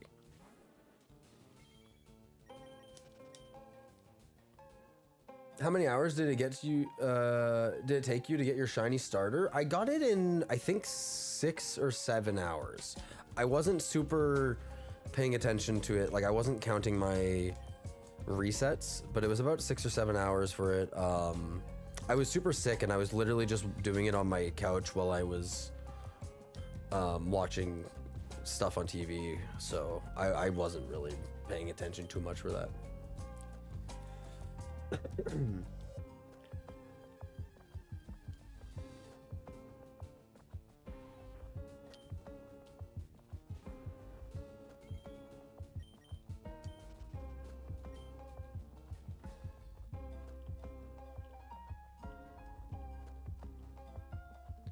He was in the hospital for like 3 months and needed a lot of physical therapy. So yeah, you def got lucky. Yeah, yeah, I mean, I'm still doing physiotherapy.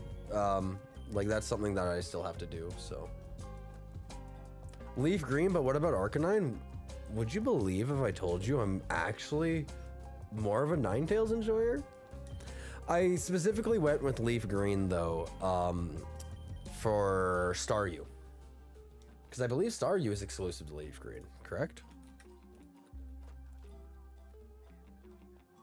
Yeah, it is exclusive to Leaf Green. And I wanted to get a shiny Staryu really bad, so.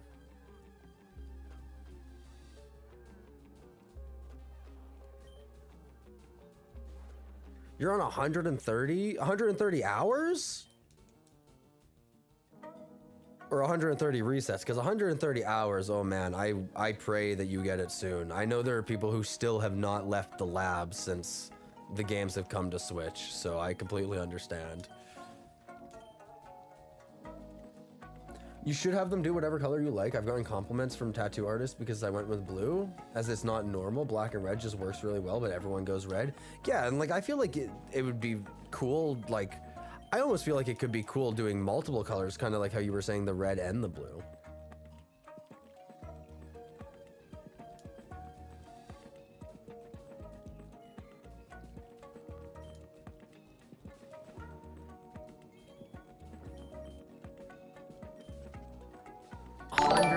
Hours. Oh my god. What is that notification? Why is it not giving me anything on my end? Oh, there it is. It didn't pop up on my end there. It was a little bit delayed. Raymond, thanks for the sub. So sometimes the subs do work. I'm not gonna lie. I'm new to YouTube streaming, so I'm gonna have to fix that notification when I before I do my next stream. So sorry about that it didn't pop up on stream properly. But thank you for the sub, man. Welcome into the chat. Hope you're having a good night. 130 hours, my friend. Yeah, dude, I pray for you. I am sending you some shiny luck. I got really lucky with mine. And to make it, not to flex on you at all, that I got really lucky with my shiny starter. It's a female, which is only a 12.5% chance, and it's a modest nature, which is literally the best nature that you can get for Charmander. So I got super, super lucky with it, so I can't complain.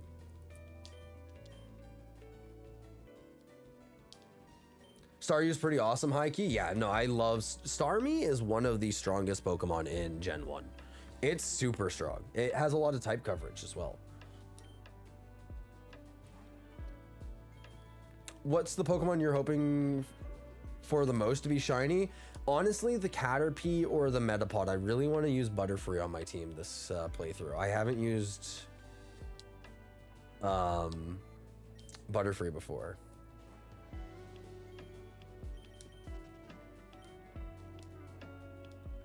Pikachu would be super cool though, just because it's a 5% chance to encounter. You'll unsubscribe and resub when it starts working so I can hear the sound. Just kidding. When you subbed earlier, Duck, I don't even think it showed up because YouTube's weird, and if you have your subscription settings to private, then it doesn't show up on my end. Like, I still obviously get the subscriber, but it won't give me the notification because the API can't read it.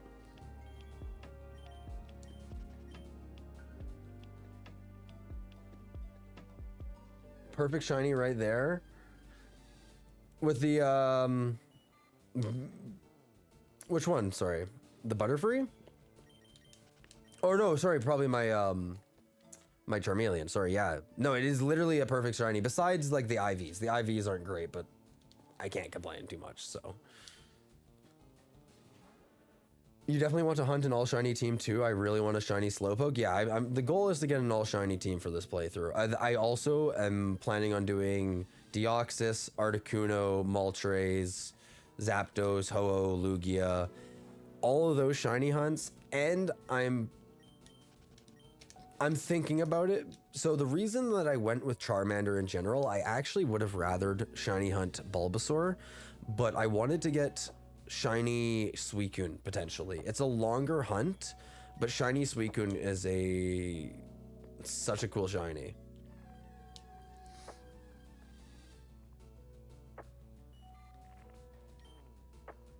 When you were younger, I would reset the game if my starter was female and I wouldn't catch any female Pokemon. I'm not gonna lie, I did the same thing. For some reason, my brain was just like I didn't want a female Pokemon. I don't know. I was fucking 12 or 13 or whatever, you know what I mean? But I remember as a kid not ever wanting to have female Pokemon. But yeah, you couldn't use the daycare unless you had a Ditto.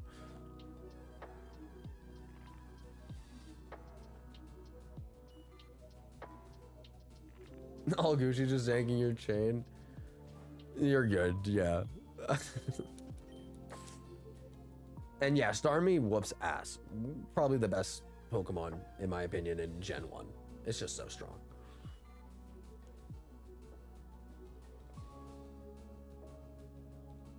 You got your shiny Pokemon in 20? That's crazy. My best hunt ever was a shiny Mewtwo in 17 encounters on Let's Go Pikachu and Eevee. I got that crazy fast. I wasn't even expecting it. What's your guys' favorite all-time Pokemon that you would own IRL? I've never thought about what Pokemon I'd want to own IRL. Maybe a bird, though. I think probably a bird Pokemon so I could fly around. I don't know if that's crazy, but I think that could be cool. Snorlax, because he's Snorlax? Yeah, that's a great choice. Except I don't know where you would put Snorlax. He's a big man. I've always said like a Snorlax would be a really good pillow, like a bed. Did they fix the legendary dog roar glitch? They did. I believe they just removed roar from Entei and Raikou, but I believe Suicune never had roar. I don't believe Suicune ever had roar, so I don't think he was necessarily an issue. But I'm gonna do more research into it beforehand, but I know they did fix the glitch.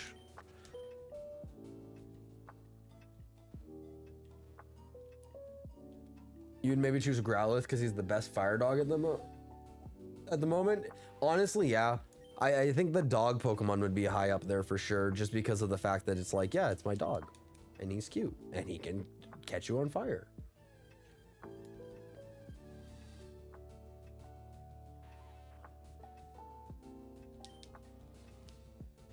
Dragonite for sure. Dragonite would be a good choice.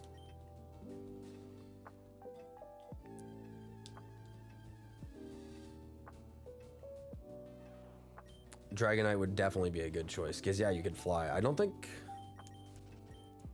see any issue. And dude, Dragonite in the anime literally was a mail delivery Pokemon. He flies around all the time. He'd be good. I would trust a Dragonite with my life.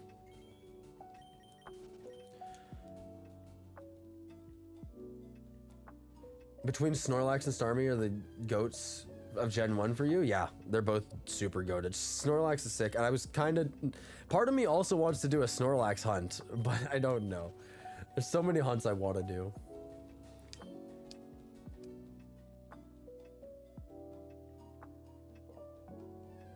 That would be dope, but man, I don't know about that with me blowing up at an awesome choice. Yeah, maybe you should stay away from Fire Duck.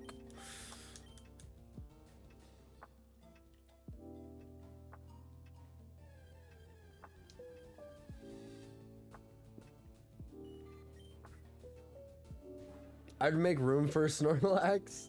He's Snorlax. He can have the garage. Facts. Facts. He can go sleep out in the garage with my dog. We got a heated garage in there. He'll be nice and toasty. Also, Mosslax from Pokopia. High up there. I would like a Mosslax. Would you trust a Mewtwo at night? I don't know if I would trust a Mewtwo at night. That gives me... Earlier in another chat, we were talking about what Pokemons you would consider a red flag, or like a green flag, or a beige flag. I think Mewtwo might be close to a red flag. He might be a red flag Pokemon a little bit.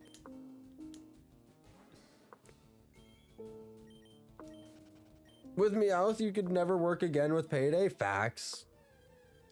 Infinite money glitch. That would be kind of be goated. What about Golden Go? Or like Gimme Ghoul? He's a chest of gold coins.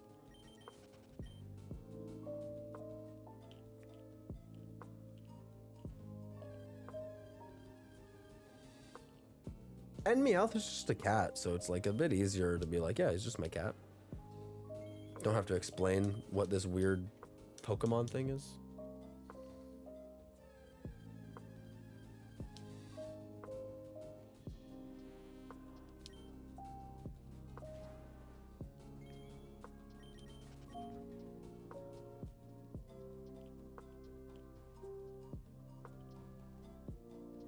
You wouldn't trust Mewtwo with doing your laundry? Yeah. Mewtwo, I don't know. I don't think I would trust Mewtwo with anything. He kind of seems mischievous. You know what I mean? Like, I feel like he's got a lot of pent-up aggression, too. Being a clone and whatnot.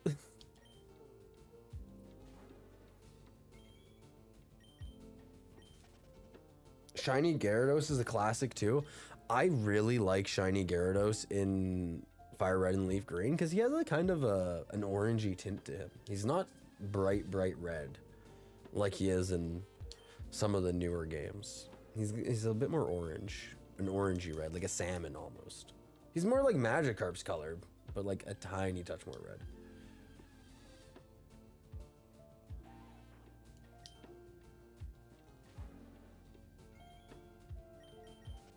You'd put him in the lake near you? Could you imagine having a shiny Gyarados in a lake near you? It'd be like the Loch Ness Monster.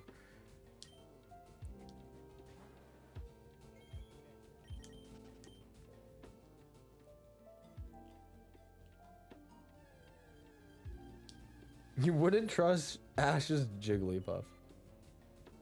Gengar would be a scary Pokemon to trust. I would not trust at all Mr. Mime. Mr. Mime is a big red flag for me.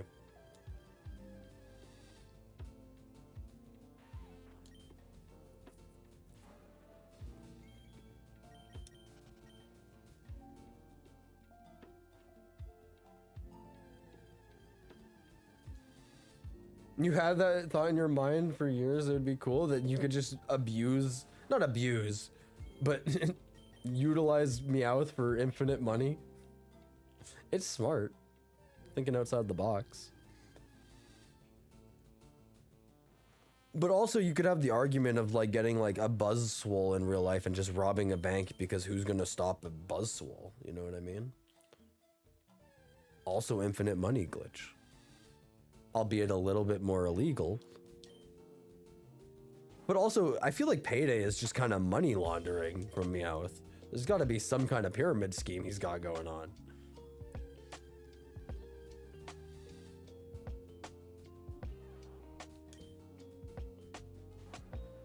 Gyarados would have plenty of gators to snack on. You would trust Mewtwo over Ash's Jigglypuff. Man, you do not trust Ash's Jigglypuff.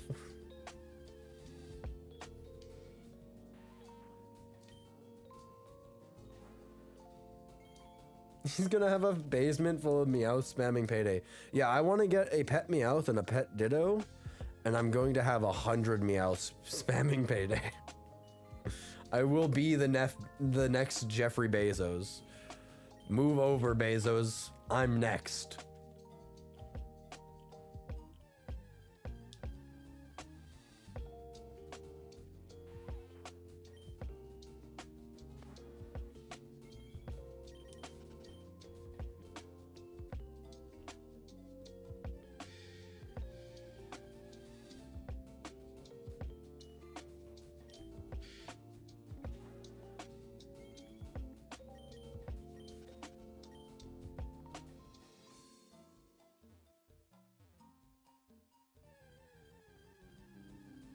Draws in people's faces as a fight on sight.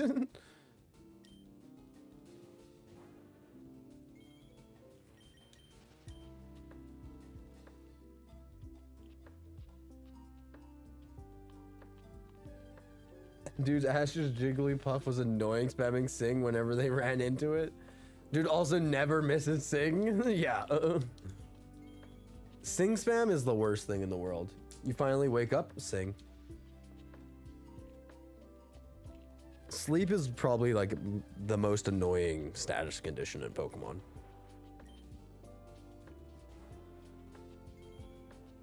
Like Paralyze is annoying because like you have a chance to miss, but like you just also can hit.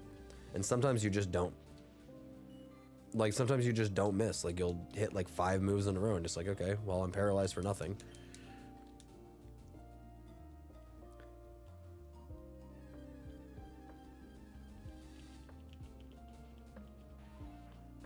I didn't know until recently that burned Pokemon have a defense drop. And I think that is a lot more useful than I thought as a kid growing up. I didn't realize that burn would lower your physical defense. I don't know if that's a newer thing though. I know in Sword and Shield it is. It's either defense or special defense. Yawn is absolutely diabolical in your favorite move. That and like Sleep Powder. Any of the sleeping moves. And then you go like with a Gengar and you go Hypnosis Dream Eater or something like that. Oh.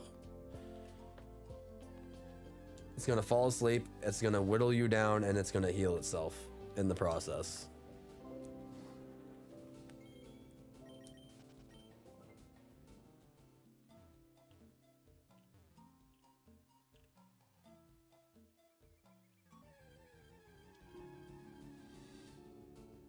Also, just because I want to give everyone a little bit of warning in the chat here, I am going to be ending here in 39 encounters here. So when we get to 8,500, we're going to be ending the stream for the night. But I appreciate everyone for being here. And like I was saying earlier, I will be live again tomorrow, approximately 3 p.m. Mountain Time, around that time. So if you check it out around then, I'll be here. I'll also be live on the Twitch channel as well.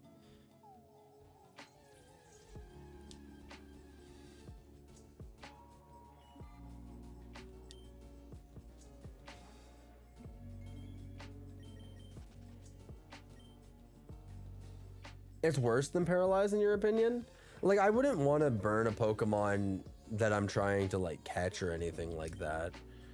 But if I'm trying to win, I don't know actually. I guess Paralyze could be better in situations.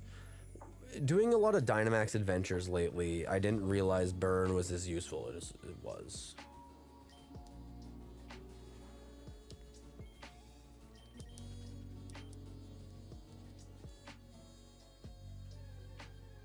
Sleep powder as well. Butterfree with sleep powder and confusion is an easy ass kicker up to the 3rd or 4th gym badge. That's kind of why I want Butterfree, I'm not gonna lie, because he could definitely kind of carry. Yo, Cambo Noodles, thank you for the follow. Welcome. See, that's how the alert's supposed to look. That's how that's supposed to look. Sorry about that to the YouTube subscribers that has not been working properly.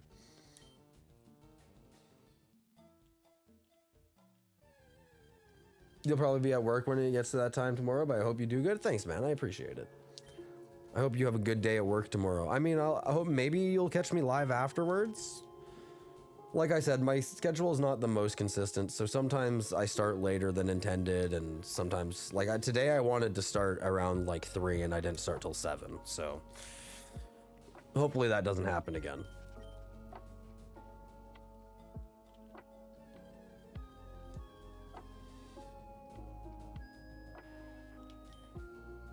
It'd be cool if we got the shiny in the last 30 encounters before stream ended, though.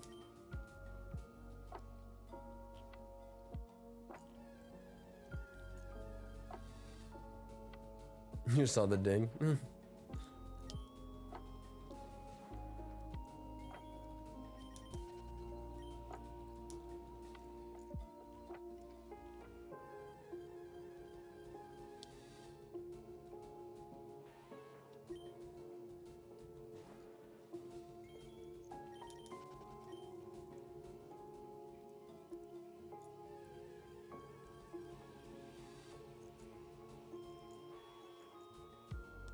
Butterfree is slept on? 100% agree. I will try and catch the live if I see it. I'm gonna call it a night. Y'all have a smiley night. Been a pleasure talking to y'all. Dude, it's been a pleasure with just you being here, man. I appreciate you hanging out with us tonight. I hope you have a good night. I hope you have a good day at work tomorrow. And I hope to see you in the stream another time. I appreciate everyone who's been here tonight.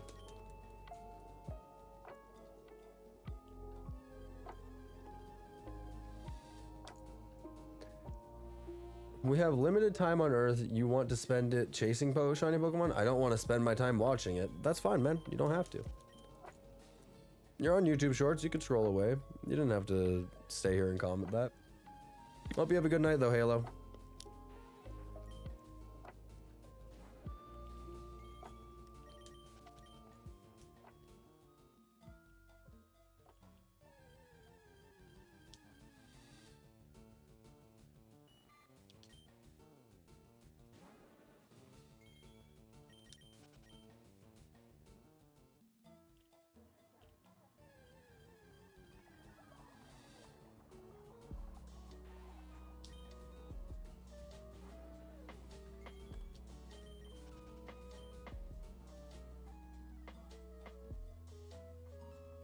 You'll chill until I get off? Thanks, Marshall. Thanks for hanging out. Yeah, it won't be much longer here. Probably like 5, maybe 10 minutes, so.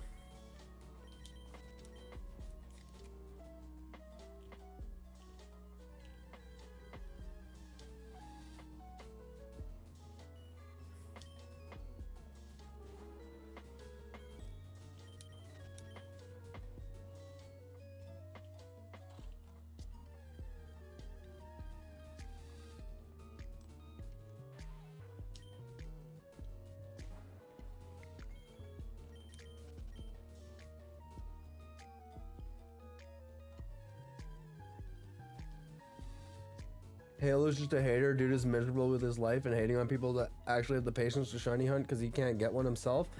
I mean, it is what it is, man. He was someone that came in through YouTube Shorts, so chances are he was just scrolling YouTube Shorts and it popped up and he felt the need to make a comment. It doesn't affect me too much. He acts like I do this every single day. Like, I mean, I shiny hunt on my spare time when I am bored. But, like, it's not the only thing that I do.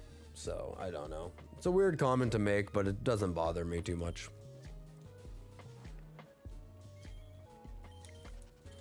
There's always going to be people like that. Can't let it get under your skin too much.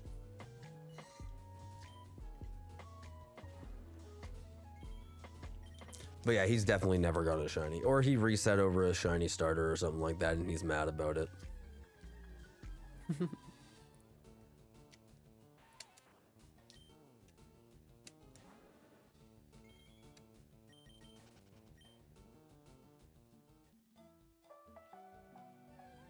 Also, I'm not just spending my time chasing a shiny Pokemon. I'm spending my time hanging out with some awesome people in chat, having great conversations. I don't know. Seems like a win to me.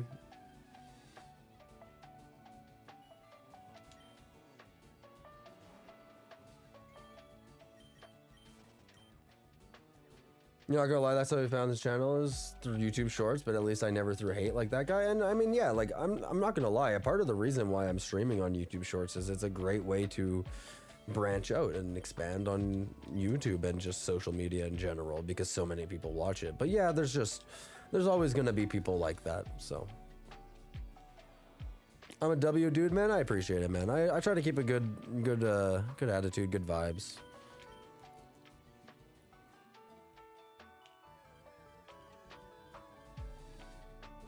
Everyone in chat here is a W.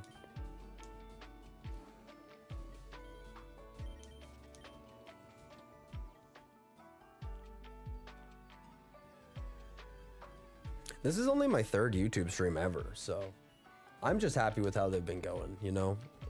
For the 1 or 2 hate comments I get here, it doesn't bother me.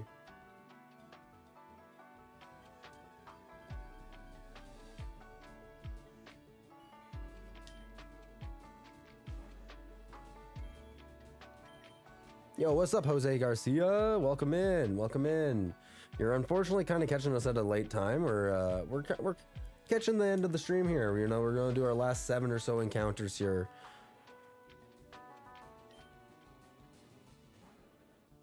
Hey, what's up, Toon? Welcome in, welcome in. Shiny badge quest? Yeah, so it's I'm going for a shiny before every single gym badge. So I got my shiny Charmeleon, and then I did Brock, and then now I'm trying to get a shiny in Viridian Forest, and then I'm gonna head over to Misty. So the goal is to get about 6 shinies before the end of the, or 8 shinies, sorry, before the end of the game.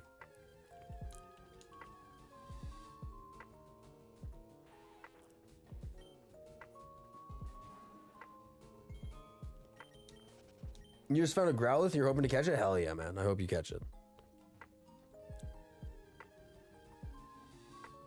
Have you ever accidentally ran away from a shiny? Not yet in this game. That's something I pray that I don't do. I do worry that going into autopilot kind of, I might accidentally run away. But I haven't run away from anything that was like serious. I might have accidentally in Scarlet and Violet, but it's probably a duplicate shiny or something. You hope I get Kakuna, Beedrill as a Wmon? I'm kind of hoping Metapod personally, because I want to try out Butterfree, because I've never used Butterfree, but I would not be mad with Beedrill. I really like Beedrill. I think he's a pretty cool Pokemon.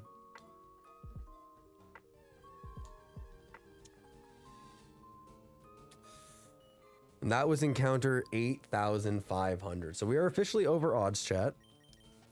Not a great look.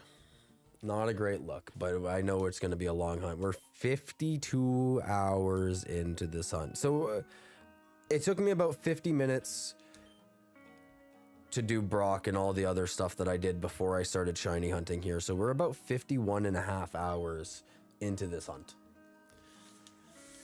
It's been rough, but what can you do? But that is unfortunately where we're going to be ending it tonight. I appreciate everyone who popped in here tonight and hung out with us, and any of the new subscribers, people who liked the stream, people who followed on Twitch. You guys are awesome. I hope to see you guys again in a upcoming stream. I will be streaming tomorrow around 3 p.m. Mountain Time. I'll be live on Twitch, twitch.tv/absls, or here on YouTube again. W stream dude, thanks Cambo Noodles, thanks for hanging out. I seen you here following a few minutes ago. I appreciate you just hanging out and chilling with us. You caught it and named him Puppy Dog? Hell yeah, Marshall. Hell yeah. That thing better be an Arcanine by tomorrow. That's all I'm saying. Edwin Tapia 3, thank you for the sub. I don't know if it's going to show up on stream. I got to fix my YouTube subscribe notifications, so sorry about that, but I will have that fixed for next stream tomorrow. I will make sure I get that fixed. I might do that tonight before I go to bed real quick. But yeah, I hope all of you guys have an awesome night. I appreciate you guys all for hanging out. It's been an awesome night. Take care, stay safe. Hope to catch you in the next stream, but